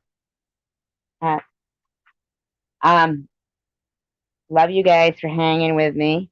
Peace, love, and tacos. And I'm still nice. I'm still zen. I'm not raging. I'm not yelling, and I'm not even angry. And that's really the problem. You know that? I didn't even know like half these people were enemies, and I don't even know half these people. So there's really nothing for me to retaliate back with them these like stock accounts that say so much shit. Oh, that's horrible. Threatening to hurt baby. Why would they do that? I wouldn't go back somewhere if they were threatening to hurt my dog either. um, and so it's really hard to argue with like a stock account that is too scared to be, anything. But using my name, go fuck yourself, Kipper. I hope you get hit by a car. And you know what? I don't know who you are, so I'm just saying that to an unnamed entity, and I wouldn't even know if you got hit by a car because nobody knows your name. So even if it happens or doesn't, um, I don't know. I don't really care what you fucking think, Kipper, because I don't fucking know you. So for you to go around saying I'm a true piece of shit, fuck you. I'll give you a piece of shit. I'll fucking be everything you want to be. Fuck you. Fuck you. I could care less about you. And I didn't say I hope you get hit by a car and die. I just hope you get hit by a car and your fingers get cut off and you can never type on a keyboard again and that you bite your own tongue off and you can't even talk to text. So go fuck yourself. Okay? Right? I didn't say die. I didn't say die. I just said anything that shuts them the fuck up. Perhaps even a crazy glue incident where your lips are sealed, or maybe one of those sewing needle dragonfly bugs comes up, sews your mouth shut. Whatever the fuck it takes to shut this motherfucker up, that these imbeciles who are letting them leave my full name and shit on their comment section, because evidently they don't think it's, hey, as long as it ain't happening to me and it's just SG it's happening to, let them do it, you know? So, hey, crazy glue incident, you lose your voice forever. I don't care how it happened, but I wouldn't give a fuck, okay? Just like these people wouldn't give a fuck if all of a sudden this, whatever happened, happened. They have no fucking conscience about the fact that they spend every fucking day focusing their energy on harassing somebody who, quite frankly, always does measure their words and their things that they say, removes derogatory comments about people, and has always tried to maintain being a kind person. And yet, I accept an apology and woo, yeah, jump on that wagon, throw your fucking wig on, rot tooth, right? Hi, Eden. I'm just about to end it. So, anyway, I don't know, and I don't care like what these people run with anymore. I'm just not going to continue to pretend to be able to tolerate them because I can't. They turn my stomach, and I like who is here, who I like. I like these people, and I'm good with the friends that I have, and even new friends come. I like that too. But as for this group, you're seriously wasting your energy if you guys think that what you do does anything but make you look ridiculous. So does that Carol Channing wig. Anyway, you guys, welcome Eden, and I'm sorry that we're ending the live stream right now, but I'm just about to end it. Sorry. Um, but you're very welcome to come and check it out any other time. Please do. Thank you, Throwback.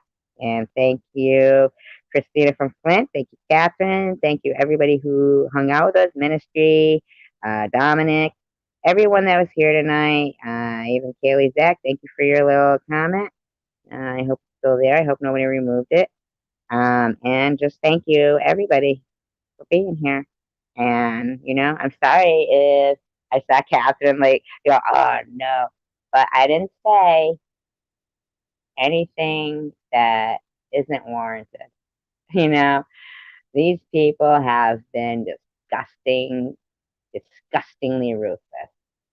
And if they think for 1 second that if their voice box all of a sudden disappeared and their fingers were useless, that I would say, ah, oh, what a shame. I wouldn't.